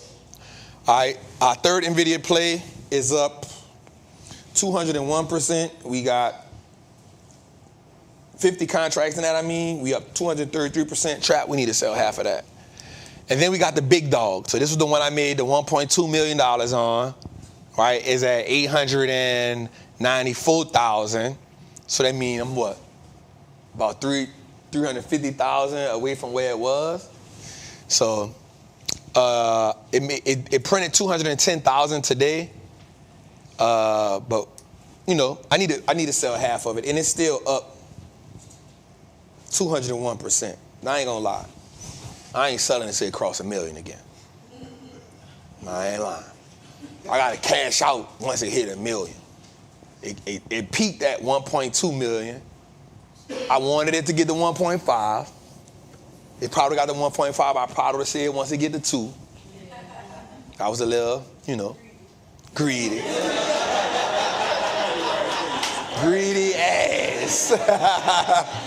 You know what I'm saying? But it was doing what it was doing. But I told myself once I hit $1 million again, I'll sell half of it because I did what I wanted to do. That was my goal. My goal was to make $1 million in one play. We did it. It went to 1.2 million, 1.2 and some change. You know, so once it get back, it'll get back to $1 million. We got to January, we good. The QCon play is down. Got a QQQ play, both of those plays, and the SMH play. Go a little further to it. All right, and then we got 2 plays that we put in the Patreon today. Those are the other 2 plays, so they turned out real dope. And then we got XLK, that was the one we gave away for free, and then XLY. So in total, we in 27 plays. I just want you to understand how we executing at a high level. Everybody that's in the Patreon, we execute at a high level. We in 1, 2, 3, 4, 5, 6, 7, 8, 9, 10, 11, 12, 13, 14, 15, 16, 17, 18, 19, 20. 1, 2, 3, 4, 5, 6, 7. We in 28 plays. 28 plays. Down 1, 2, 3, 4, 5, 6, 7, 8. Out of 28 plays, we only losing on 8 plays. I'm telling you, we just play this game at a high level. This is not me saying I'm the best because I'll never say a crazy statement like that. But here's what I will say. Like, I break all the rules when we play the game. I break all of them. Because what I have learned is that the people who play the game only put rules in place for people who they don't want to exceed where they at. Right? And so all the people who trade, they follow the same rules. Exit when you lose this. Don't be in this many trades. Shut up. Got 6,000 companies on the market. Why do I only need to be in 2 trades at a time? You feel what I'm saying? So you got to realize the people who made the game designed it for them to win. They ain't never designed it for you to win. Were you trading options before me? Have you ever been in 16 plays before? Why are you in 16 plays right now? What? I'm not playing with you. Why are you in 20 plays right now? She trapping. Like, you just changed the game. Like, why do you have to follow somebody else's rules when the rules are only in place to keep you in lack? If this thing don't care how much money I print, why do I have to only be in so many plays? If I follow the rules, get to 100%, and it's just, if I get to 100%, Trav, I sell half of it, I get my money back, I'm playing with house money. Bro, that's an old hustling nature right there. As long as I got re-up money, I can stay. You take your 100%, you get your money back, you keep some money in the clip, that every time the market do what it do. As long as you take your 100%, you all right. It gets to 150%, scale back a little more. It get to 200%, scale back a little more. Until you're in a position where you got one contract. And you just keep moving around. A dollar that's not moving is a dollar that's losing. But if you got a machine that can keep money moving, why wouldn't you want to fully participate in playing the game with the machine? All right, let's go a little further to it. All right, so this year, we in the buy and hold account. So the buy and hold account we up 40%. Again, just demolishing the market. Back-to-back years, we just keep trying to just demolish the market because how many times, again, we're going about the rules. How many times we heard people who teach the market say the goal is not to beat the market? What the hell am I planning for? Well, your goal shouldn't be to beat the market. Wrong. And I don't always agree with everything Warren Buffett and Charlie Munger said because they said investing in the stock market should be like watching paint dry. Dog, I'm from the hood. Anytime my money start moving, I'm excited. My daddy wasn't an accountant, dog. My grandpa wasn't a lawyer. So anytime my money, Cuz made $50, he was excited. Cuz, $50, what we doing, dog? Feel me? We come from a situation where anytime our money growing for us, ain't nothing boring about that. Ain't nothing boring about that. So this year, buy and hold up 39%. Let's go a little further. And here we go. I'll just give them out to y'all straight. Allstate, that one just ain't panning out for me, y'all. I don't know. All right, Costco, y'all know that's going crazy. Cintas, that's going crazy. Deckers, we good with that. E&Me, I put that on y'all. FICO, I've been told y'all about that. It's killing it. Eli Lilly, you know that. Meta, NVIDIA, PWR, and VRTX. Buy and hold, we still killing it, and this is my motto. Again, I don't agree with Warren Buffett, but I know why he said it. He said that all people should only have index funds, and I say, bruh, why? You don't even own index funds. But I get the premise. Most people are not going to do the homework. But you don't got to be a rocket scientist to beat the market. Less than 12 companies, pile up in them, you good. It's not that hard to beat the market. All right, let's go a little further, man. But everybody that's trying to follow those rules, they get average results. We get somebody that's in 20 goddamn plays. Damn, you trapping, family. I ain't lying. I love to hear that, man. One of my people just fired their financial advisor. Now, I wasn't trying to take the man's job.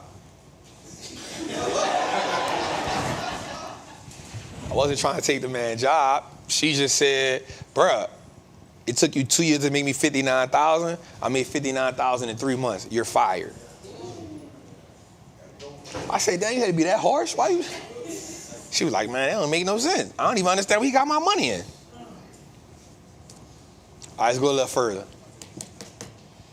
All right, how much you paying for profit? And then we'll get into the video after this.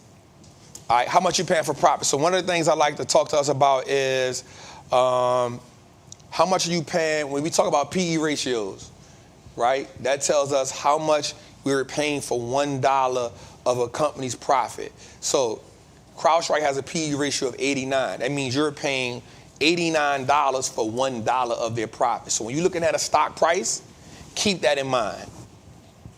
When you're looking at a company's stock price, no matter what it is, you're saying, how much am I paying for $1 of the money that they're making? Does that make sense? So then you go to their bottom line. You say, okay, they made $80 million, whatever they made, $1 billion. You say, okay, based on this stock price and based on this PE ratio, I'm paying this much money for that much of for $1 of their profit. So when you look at a company like NVIDIA, you're paying $39. I think it went up a little bit today. Amazon, $30. I'm not mad at that. I'll pay $39 for a $1 trillion company with the returns you get. Does it make sense? So you always got to ask yourself that question. All right, let's go a little further. How y'all feel? Good. All right, good. Y'all learning a little something? All right, cool. All right, so this was one that it got me today. So Tesla issued 2 new recalls for the Cybertruck. One to fix the windshield wipers, the other one for faulty motor controllers, and the other to fix the trim that can rattle and fall off. Bruh. I don't be mad at Elon because he just got that $56 billion. Like, he muscled him out that 56, right? They are looking for a lot of growth in this company. He did move the station. He's opening up one in, I want to say, Austin. Forgot where he opened a new facility up at. I don't know how I feel about the Cybertruck. I'm not mad at it, but I'm not a fan of it. But I also think he needs something to stimulate growth with Tesla, because EVs are becoming a part of American society, especially with so much, with people financially not in the right space. Gas is just high. Like, I don't even look at gas prices, but it probably costs about $110 to fill my truck up, because I got to use 93. But EVs become more affordable. And for election, I want you to watch how each presidential candidate will push clean energy. Watch that. Pay attention to that. Because what you'll see them push clean energy, and then you'll see clean energy companies produce more commercials. I'm telling you how the game gonna go. As they push more commercials, you're going to then see stock prices. Y'all know the routine. So let's go a little further. 2 days.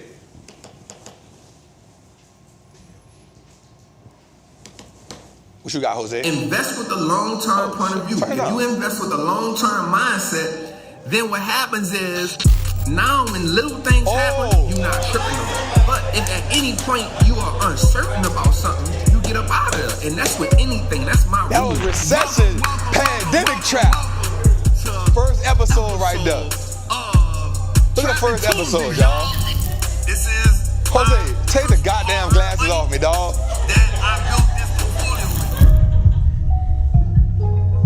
I'm gonna keep it 100 with y'all. They ain't smarter than us. They ain't smarter than us, fam.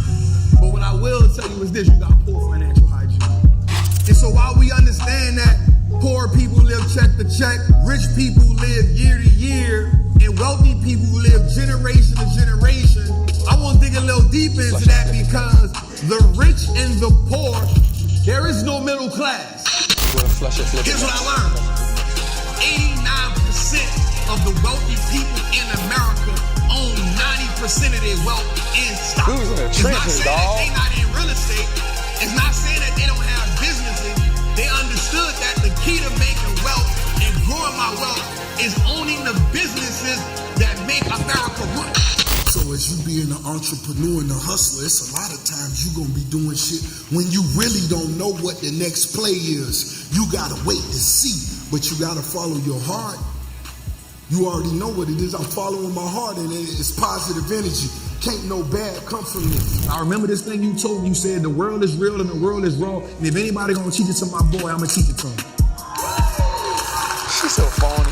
And I'll never forget that. I'll never forget that. Yeah, man, that was important to me, y'all. God damn it, Traps. Joining us tonight, the old Bishop T.D. Jakes. And we would rather stay at home and complain about nobody's helping us, not understanding that God often answers prayers through opportunities that we ignore. I did it for my people.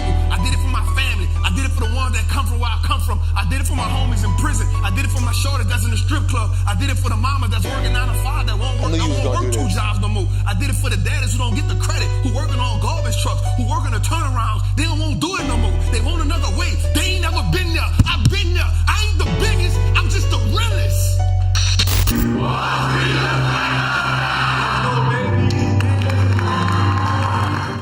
Hey, man, gotta clap it up.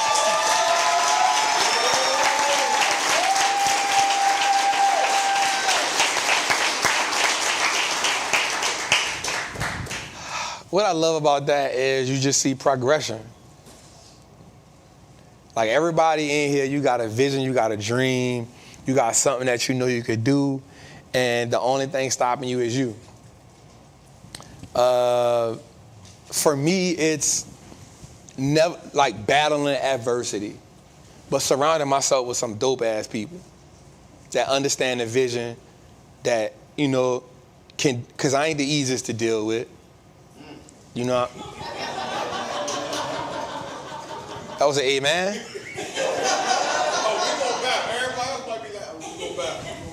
I know I ain't the easiest, but because I'm always pushing them. I'm always pushing them. I'm always demanding more for them. And it's not because I'm like trying to squeeze blood out of a turnip. It's because I tell them all the time, who we are now, you can't be the same when we go get 100 million. When we a $100 million company, you can't be the same person. You can't have the same mindset. You got to think like a $100 million company. And if you're not willing to grow with me, much as I love you, I will leave you. Because I will not lower the standard to keep you here. And so I'm always demanding them to just keep growing, to keep evolving, because I see the vision, I see the potential, and I thrive best in family-oriented environments. If I feel like I'm always on defense, we ain't gonna get nothing done, I'm gonna box and do everything by myself because I feel like they fans. So we do stuff together. You know what I'm saying? We got on a jet together. We traveled, That's what stock market in the streets was about. It was about us going in them hoods together and me seeing how they gonna operate outside of this studio. We needed to be in the trenches together. We needed to, and we ate the same, we slept the same, we did everything the same. And so for me is, again, building this, but then seeing, how do we serve people at the highest level? How do we make sure that the people who come and tune in every show, tapped in, learning, execution? Jose thing is always, what are the practical steps we giving them? Every episode we're gonna laugh, we're gonna joke, but Trap, what's practical? What can they leave with that they can apply that night? So you need people like that. Jose, I'm about to go do a speech. I'm about to do a keynote, come with me. He criticized it. I need that. I need people, I don't need yes men around me. I need people who bold enough to tell me, nah, dog, that ain't it. Nah, you could do better than that, bro. That was all right. We getting better, we growing. I need that. LaShawna, get on my nerves every day. She texting me multiple times a day. I be like, yo, I'm about to block you. Don't text me no more. But you need people like that just want to execute. They just want to get it done. I'm getting on your nerves. All right, cool. You'll get over it at some point. I'm okay with that. I might get mad in the moment, frustrated, but I know she's trying to get it done the way it don't fall on me. Cause, bro, I don't gotta tell you everything. Be a forward thinker, bro. You've been in here long enough. So now he doing that. You need people like that around you so you can keep building, but also they see the vision, they see the dream. And so you gotta surround yourself around people that do the same thing. And my dog TJ came on here, he said something that was real dope. He said, make sure your cows don't starve. They see you eating, bro, you gotta make sure they're taken care of too. Make sure your cows don't starve. And make sure your people good too. You still gotta build a business, but make sure they ain't homeless. You know what I'm saying? So, as y'all see episode 1, man, I asked you a question. Like, what's your episode 1? What's your episode 1? Well, you don't know. You just got the vision, but you ain't got none of the talent. You ain't got none of that with you. What's your episode 1? You're looking at my episode 100, but we're already looking at episode 200. We already want to see what that look like. All right, Tudor, let's get to it, bro. Flush it or flip it, dog. So y'all know what this is. Because y'all in person, y'all get to have a little more say-so. Don't have me looking crazy out here, bro. Jose definitely gonna look crazy. That ain't hard to do. Because he gonna say something he don't got no business saying. All right, so let's get to it. What's the first one on the list, Jose? Micron Technology. All right, so first one on the list is MU. All right, let's get to it. So, Jose, MU actually reports this week, Jose, so this is going to be good. This company actually reports this week. So, MU engages in the provision of innovative memory and storage solutions. It operates through the following segments: compute and networking business unit, mobile business, embedded business, and storage business. Jose, year to date, the stock is up 72%, Jose. And 1 year is up 120%, Jose. What we doing? We getting money. We flipping, right?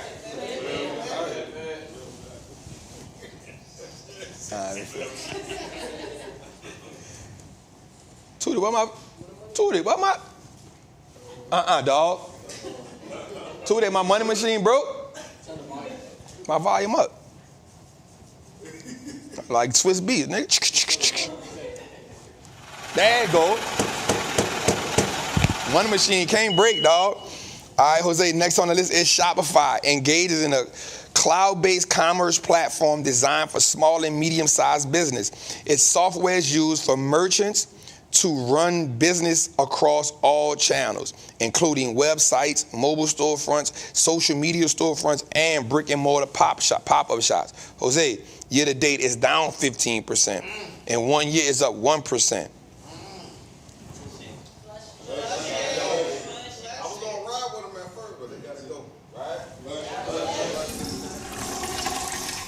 All right. I like it. All right. Next on the list, Jose, is Sony. My toilet broke. All right. The Sony Group engages in the development, design, manufacture, and sale of electronic equipment, instruments, devices, game consoles, and software for consumers. And it also has a game and network services, picture, music, TV, home entertainment. Jose, year to date, down 11%. 1 year, down 8%.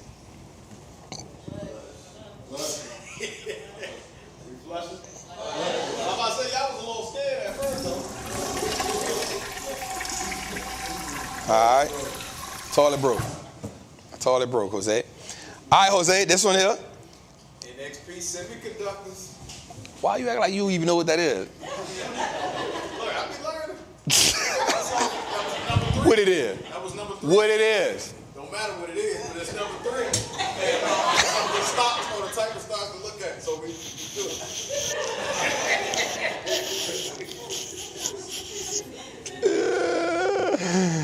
That's why you can't get a mic. All right.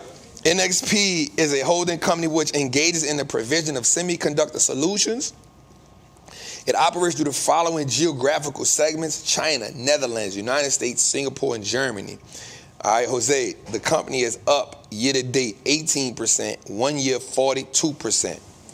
How you feel about it? Oh, they saying flip that, Jose. They ain't even learn. They impeaching you. All right. Well, you just get chip money, huh? All right. Next up, Jose, is a company called Teradyne. Right? It develops the sale of automatic test systems. It operates through the following business segment: semiconductor tests, systems tests, robotics tests, wireless tests, and corporate tests. The semiconductor test segment designs, manufactures, and markets semiconductors. The system test markets products and services for the defense and aerospace, storage tests, and production tests. The robotics segment includes operations designs of manufacturing, marketing, and collaborating with robotic arms and autonomous robots, Jose. They test all the stuff, Jose. They might test crack.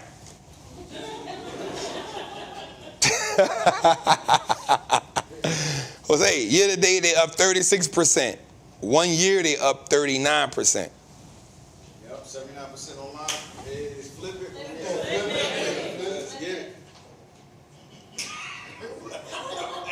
Why you doing that? Let's get that money, bro.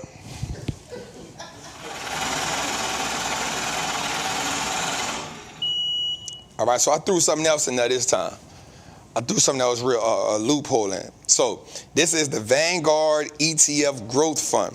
This fund tracks index large cap stocks in the U.S., right? Its top 10 holdings are Microsoft at 12%, Apple at 11%, Nvidia at 10%, Amazon at 6%, Meta at 4%, Alphabet at 4%, Eli Lilly at 2%, Tesla at 1.8%, Jose. Year to date, Jose, is up 22%, and in 1 year is up 36%. We got 94% online. Flipping it, but we got to flip it. You losing your job, dog.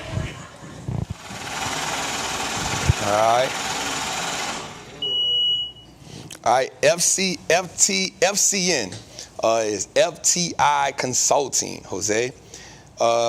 Engages in the provision of financial, legal, operation, political, and regulatory and transactional advisory services, Jose. It operates through restructuring, forensic and litigation consultant, economic consultant, technology, and strategic communications, Jose. Year to date, they up 8%. 1 year, they up 14%. Too what? Too close to my comfort. I don't like it. Yeah, we flushed that. Ain't making no money, dog. All right, toilet broke. All right. Kalesa Waste Systems. It ticker symbol CWST. Engages in the provision of solid waste services. It operates through the following segments: Eastern, Western, Mid-Atlantic, and Resource Solutions, Jose. The Western Region segment includes landfills in Vermont and New York. Jose, flush it or flip it. Year to date is up 16%. 1 year is up 16%. Flush the waste system. I like that. I like that. I like that. My toilet broke. All right, last one on the list, Jose. EXL Services, Jose.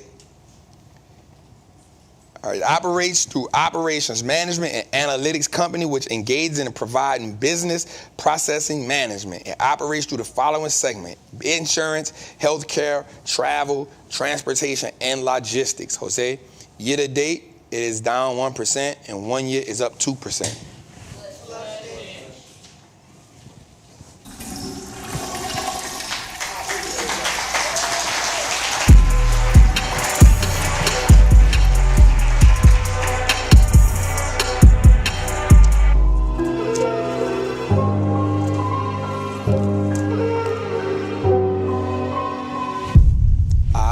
Let's go, man. What we got? 1-800-TRAVEL hotline. So y'all, so we work. Remember we had to talk. We coming up to the mic for the question. There you go. All right. Oh, we got people. Yeah. Peace. So my name is Gerald, and my question is about politics. So we know that the presidential race can go either way. And my question to you is, if Trump wins, do you think there is a certain sector that will do good and a certain sector that will do bad? And the same question for Biden. Great question. Great question. Great question. I don't know. I did read that Democrats are more defensive. When they're in office, they spend more money on defense. So that means if Biden wins again, he has spent a lot of money on arms. He has spent a lot of money sending to Ukraine, which is go under the defense budget as well. I don't know, bro. I don't know off the top of my head. He would have to get in office. Like Trump would have to get in office, and we would have to see what his agenda is. But what I will say is, right now, I don't care who in office, technology gonna run. Okay. Right? Ain't nobody gonna. Now what I will say is the CHIPS Act that Joe Biden did definitely played a lot into that, putting money into the chips, trying to build more chips in America. It just depends on what's the agenda, but no matter who's in office, technology gonna run. Yep. Thanks. Great question, family.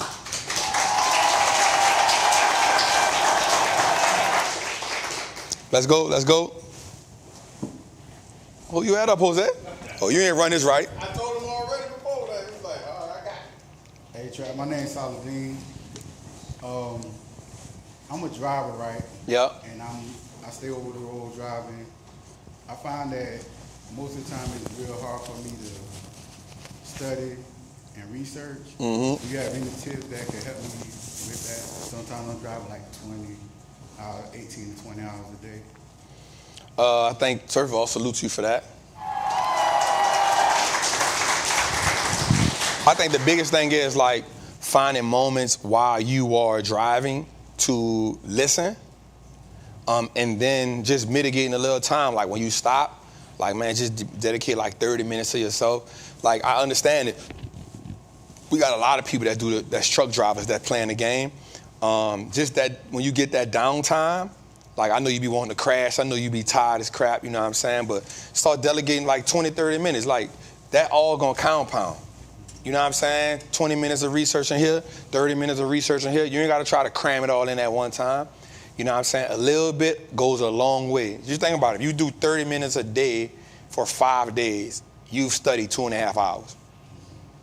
That puts you far above everybody else already. Right? So give yourself that. Give yourself like 30 minutes a day. And that you'll see the wins in that right there. Good shot, bro. Appreciate it. Well, that error must have kicked off, huh? That error must have kicked off. I'm hot. My dog. My daughter's soccer coach, y'all. What's going on? What's going on? From the NO2 as well. My name is Jared Anderson. I had a question about taxes. Is it better to treat in your personal, or is it better to create an LLC for tax purposes? That's good. So I started off in my personal, and then once I started making a certain amount of money, I switched. But I did what's called a like kind transfer. Yep. So what that is you can just take your personal and you'll switch it to the business, and the business will take control over it, whatever business, and you don't got to change nothing. Okay. And they'll do that for you. Okay. Yeah, they'll do it for you. But once I started making a certain amount of bread, I definitely went to business, you hear me? And that wasn't for tax purposes. That was just because, people get greedy. Gotcha. You know what I'm saying? And that'll help you out. So it was a double layer. So you take it and put it in a business, then you take the business and put it under the trust. Now you don't even got the trust on it and not you. So would it be better if you do the LLC route, like you said, when you have losses, you can write that off as well? Yeah, you're going to write that off anyway, tax harvest. Yeah, you're going to write that off anyway. End of the year, you write all your losses off. December, perfect time for you. Okay. Yep, good stuff, bro. That's a good question.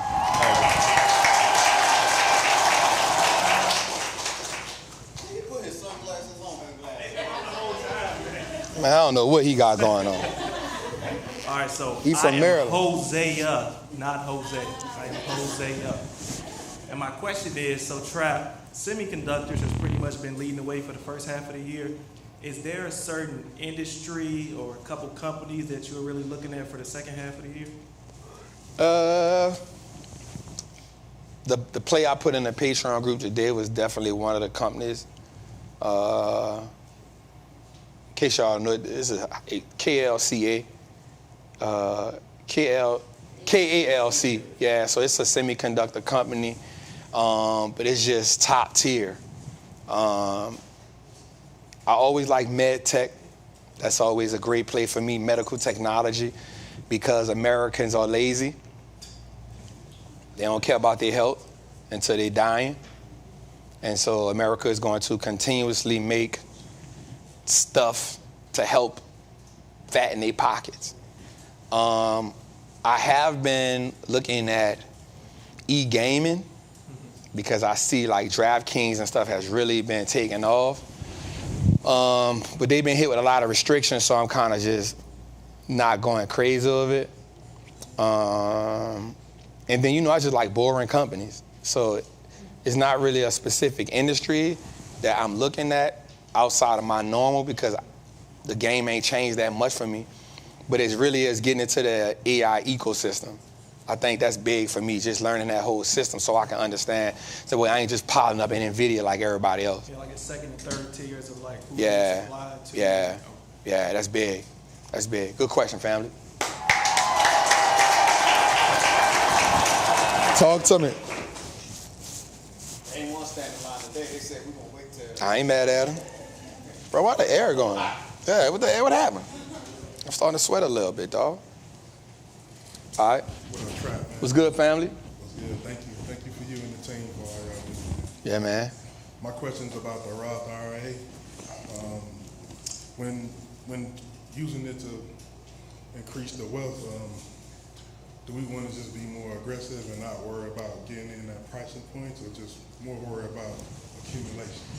Always, a good question. So the question was about a Roth IRA. Always worry about pricing points, but definitely have the aggression in it too. So find that balance. So for me, it would be averaging down on, like I wouldn't be so sold on massive discounts, but anytime I can get a 5 or 10% in there, I'll be loading up on it. And aggressive because you can think long term with it.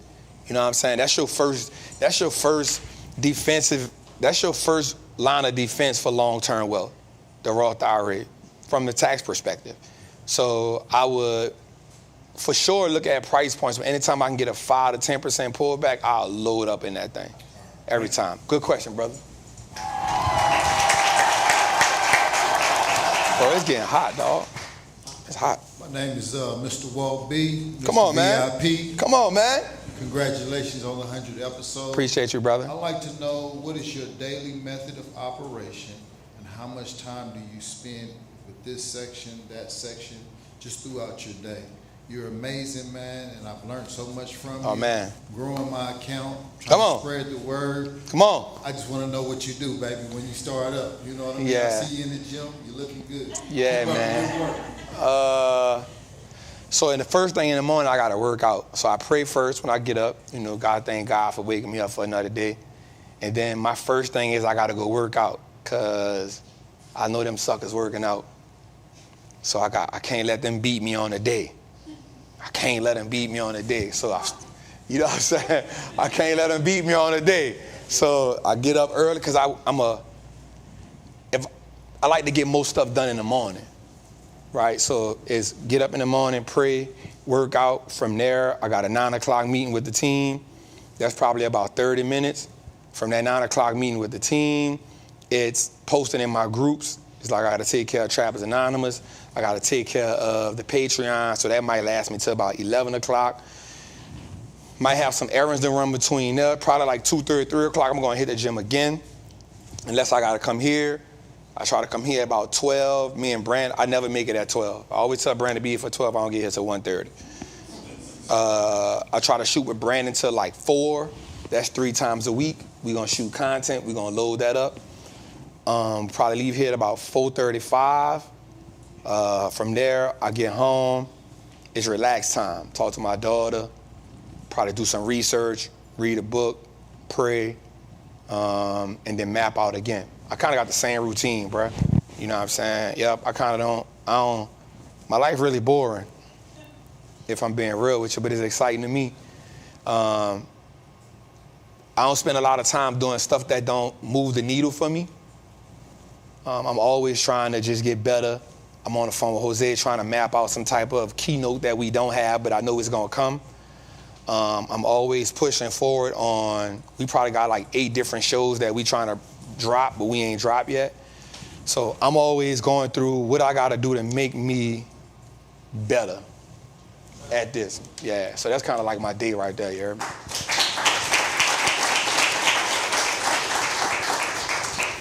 I just need a napkin, it's hot. Goddamn, air done went out or something? Hi, Trav. My name is Angela, and we met. What's good, Quinn? Yep. And I wanted to ask you, you spoke a week or 2 ago, 2024 is already here. It's already in the books as an entrepreneur or business person. Come on. What is one goal that you would like to meet in 2025 that you're working to solidify right now? Get more ads for the show. Get more sponsor ads for the show. That's something we've been working on, but we haven't like cracked it yet, and it's my fault because my dog Chad done put me in 5 different group texts. But getting more show, and then another one is getting out there to my farm. We been had the farm, me and 500 been had the farm now probably about 2 years. We got 40 acres of land that we just sitting on. So getting more sponsor ads for the show, and then really like getting to the farm. Like that's important for me because we got that land, so that's important. Yep, good question.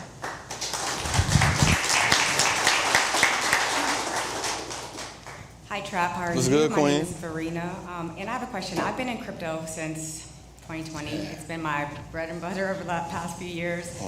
This is my best friend. She turned me on to. Let's go. to you. Let's We've known go. each other since high school.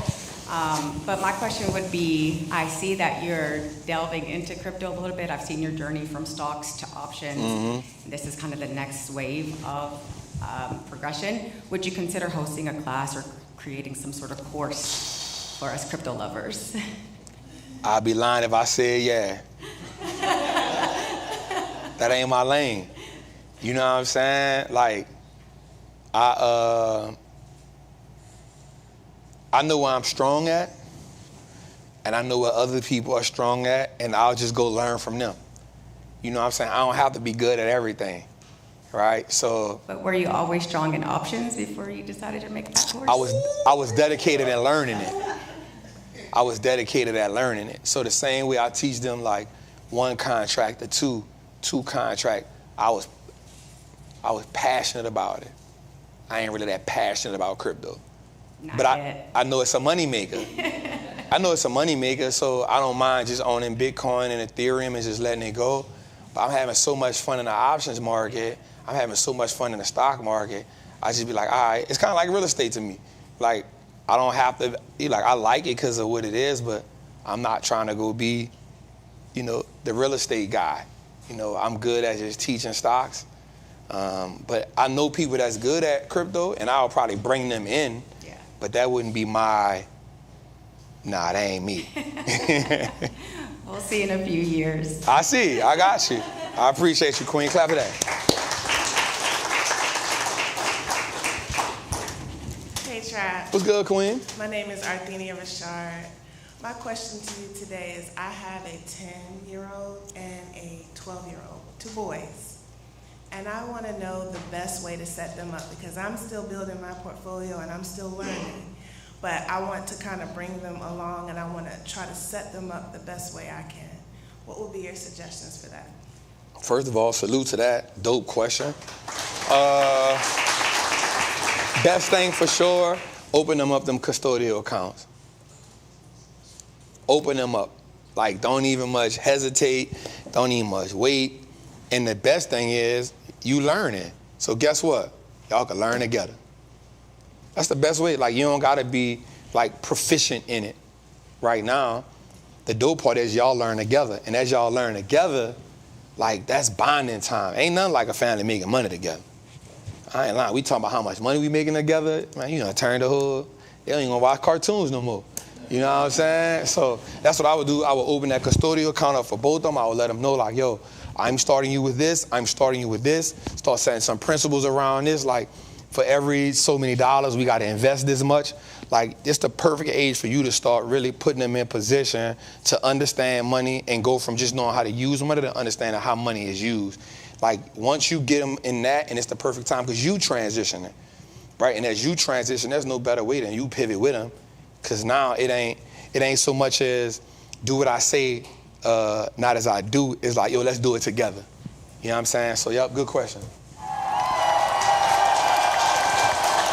Let's go, man. Bro, it is hot up here. What's good, Trap? What's good, family? I'm Nate. So ever since I've joined the community and started having success, I've been sharing with as much people in my circle, in my family, about the success I've been having. And usually people try to get me to manage money for them, and I'm like, no, I want you to do it on your own. But then my pops came to me. He's obviously a little older, like in his late 60s or mid 60s. Mm-hmm. He was like, Nate, I got $1,500 for you. So I sent him a Fidelity account up. And honestly, even though I'm confident in the decisions I'm making and the plays that you put in, I've been having some challenges like entering plays in his account. Like, I've entered like 3 or 4 plays and had returns on in my account, but since I've opened his account. But it's been challenging to do it in his account. Yeah. I just need some advice or tips on that. Don't do it. You know why you have a challenge? Because you don't feel comfortable with other people's money. Yeah. That's why you ain't as confident. Yeah. You're hesitant because you ain't comfortable with nobody else's money. You shouldn't be. You just got in the game. You just learning. You still learning. You still figuring it out. You still building your confidence. Right. You still building your fortitude. Don't do it. Not Pops. You want to get in it? Guess what? I got a perfect person for you. Come holler at my dog Trap.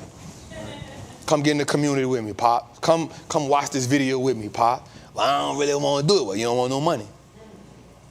I'm not doing that for you right now. Because guess what? If you lose it, right. I shouldn't have gave your ass my money. You don't know what the hell you feel me? Yeah. Like, I'm like that. Man, I'm like that. Like, my partner Neo and them in here, like, I made them, like, y'all got to take it first, dog. And I'm not doing nothing for you. Huh? Yeah, I'm not doing nothing for you. I'll tell you what I'm doing, but I'm not pressing no buttons for you.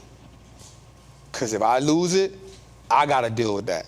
Right. If you lose it, that's on you. Right. Right? If you lose it doing what I say, I'm okay with that, because that means I lost too. You feel me? Like, I lost with you, dog, so what you telling me? Right. It ain't like I won and you lost. We both lost. Right. You feel me? Yeah. But when you take that control, like, yo, I'm gonna it for you. Nah. And I know that's how we get. Man, you got to get on this game, man. Let me show you how to do this. Making that money. And then when you lose it, that nigga don't know what he talking about. You and that nigga get out. So nah, bro, I wouldn't do it. I love Pops, but I wouldn't do it, dog. All right, man, I appreciate it. Yes, sir. I'm good. Got a couple more. We'll do 2 more. I'm hot. I don't know, the air just went out at the last minute or something, bro. Like, thick. It's thick. How you doing, Chap? What's good, fam? Where you from? Louisiana. I felt it. I heard it. I just got one question, all right? So I've been doing like a little day trading, you know, like I've been messing with the market since February, right? Mm-hmm. But I'm trying to get to the point where I can really start playing with the leaps, because I have a few partners, you know, they dabble with the leaps, and the money that they seeing, and you said don't count people's money or whatever, you know what I'm saying? But it's different than what I got going on. So you know, I got a little bread to start off with. What I want to ask you is, would you recommend going for one of them heavy hitters, like you know, like those like the $8,000-$9,000 play, or taking a few contracts of some of the smaller plays? Yeah, that's good. So that's peer pressure. I hate peer pressure. That's good peer pressure though.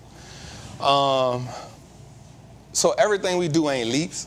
You know, very few of our plays are real long leaps. Everything mostly is like deep swings. So it's 6 months, 8 months. See what works for you. I wouldn't go all the way out there on them heavy hitters at first, but I wouldn't say not to. Just see what works for you. Cause just because we pay a lot for it don't mean it's gonna hit. Like she'll say we spent a lot for that, but we spent a lot for AVGO too, and we saw that sucker go down 70 grand. All right. You know what I'm saying? So it's just because we pay a lot for it don't mean it's gonna run. It's just because I like the quality of that company. You feel what I'm saying? But if I was you, if you day trading a little bit, that's cool. Day trading just wasn't for me. You know what I'm saying? Because it required me to work for it, what I felt like. You know what I'm saying? The way that we trade works better for me because the criteria of the company and the movement of the company makes it fit what we doing. And then I can put the trade in and go about my business. You feel what I'm saying? Yeah, so it's not so much the price of the company, it's the quality of the company. And that's what, like for day traders, you really don't care about the quality of the company. You're mostly looking for how does it move. Right. For us, we care about the quality of the company, and then how does it move is second. All right, I got you. That make sense? I got you. Good question, dog. I appreciate you, brother. Let's get one more, Jose. Do 2 more. Yeah. Hey, brother. What's good, family? So I just wanted to come up here to say 2 things. Piggybacking off what the young man just said about what should he do. One of the things that you always say is like learn companies. Mm-hmm. So I think that's the part that a lot of people try to skip over is just learning. Mm-hmm. And we have to learn. Yeah. Like you got to learn the companies. You got to have investment principles. And so just that part, investment principles, I got that from coming to your class. Come on. So I want to say this to everybody here, and I want to say this to everybody that's in the chat. You got to come here to these classes. Come on. You got to take advantage of investing in Come your on. education. So that's the one thing that I want everybody to know. Spend that money on investing in your education, and then you will know what to invest in. And Double R, how dare you sit by me back there last time? You know I'm on your tail. Okay. Let's do one more. Let's do one more.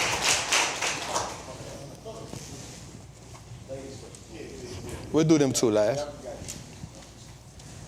Hey, Trap. What's My good, name's Queen? Tiana. So my question is that out of all your buy and holds, do you have any on your mind that you would do a play on? Costco. Costco? Well, you already in. I'm in NVIDIA play. We in a Meta play. Any that you're not in already on a previous play? So any of the ones in a buy and hold that I'm not in that I would do a play on? Yeah.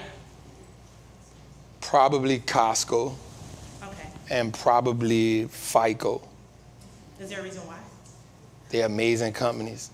I just haven't got around to executing on them. But Costco, I'd be mad every time I don't put a play in on that one. It's just a savage of a company.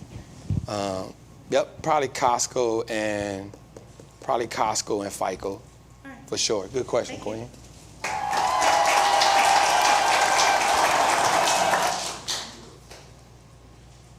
My name is Cartier, and first and foremost, I want to say congratulations on your 100th episode. I literally just moved to Georgia probably like a month ago, so everything I've done has been pretty much around what you got going on. Let's go, man. So I appreciate that. I want to say you said something about what is your first episode. Mine was August 6, 2019 at 4:59 p.m. where my car got totaled. And I told myself, I was in a serious car wreck. I had like 3 major back surgeries and everything. And I told myself, I'm going to take this opportunity, and I promised myself I ain't going to never work for another man a day in my life. And I ain't done it since. Come on, man. I'm the first millionaire in my family, too. Come on, man. Salute that. Appreciate you, man. Man, that's love right there. That's love right there. I think that's amazing that he used that whole concept of when was his first episode. I think we all have that. I think we all have that day when we realize, yo, this the day. This the day when I go all in on myself. This the day when I make the decision to change my life. This the day when I'm tired of whatever it is that was going on, that I know I have the power to change. I always said the day I just decided one day and I said, yo, everything that's not going right is my fault. And the minute I realized that I took the power away from myself to blame anybody else, it empowered me. The day I realized, like, yo, if I ain't where I want to be financially, if I'm not where I want to be career-wise, if I'm not where I want to be as a father, if I'm not where I want to be as a man, it's my fault. And the minute you do that, you take the power away from blaming. You take the power away from having a crutch. And the minute you take that into your own hands, you empower yourself in a way that you never knew that you can empower yourself. We have to truly vaccinate ourselves from failure. And what I mean by that is, yes, failure is an option, but it ain't the one that I'm gonna take. It's always an option. It's always on the table. But it ain't the option for me. My commitment to the process will determine my progress. And we gotta be committed. We start with inspiration. Commitment gets us through, but discipline helps us finish. The discipline is what helps us finish. You gotta be disciplined to do 100 episodes. And not to mention, we only missed 1 episode, and that's because I literally could not talk. Commitment. What are you committed to that's gonna take you to the next level? In the face of adversity, will you stand up strong? I'll tell you now, most people won't. And the only thing that separates the success from the failure is the commitment. Will you do the work when other people will quit? When I'm working out, I do 1 more just because I know in my mind, I say, I know 500 will do this one right here. I'm gonna do 1 more because he ain't gonna do this one. I'm gonna run these extra laps because Ash Cash ain't gonna go this far. I'm gonna get this mountain with this weight vest on because I know Alice gonna stay on the Stairmaster. It's my vision to the game. I'm gonna just get up and do some push-ups because I know Justin ain't doing nothing. And my brother ain't here. You feel me? But it's always just pushing myself to go a little bit further. And what happens is, as you push yourself to go further, you are building up your capacity. And as you increase your capacity, you get to increase your territory. I'm gonna say it again. When you increase your capacity, you increase your territory. It's your boy, the Wall Street Trapper. Episode 100 is in the books, man.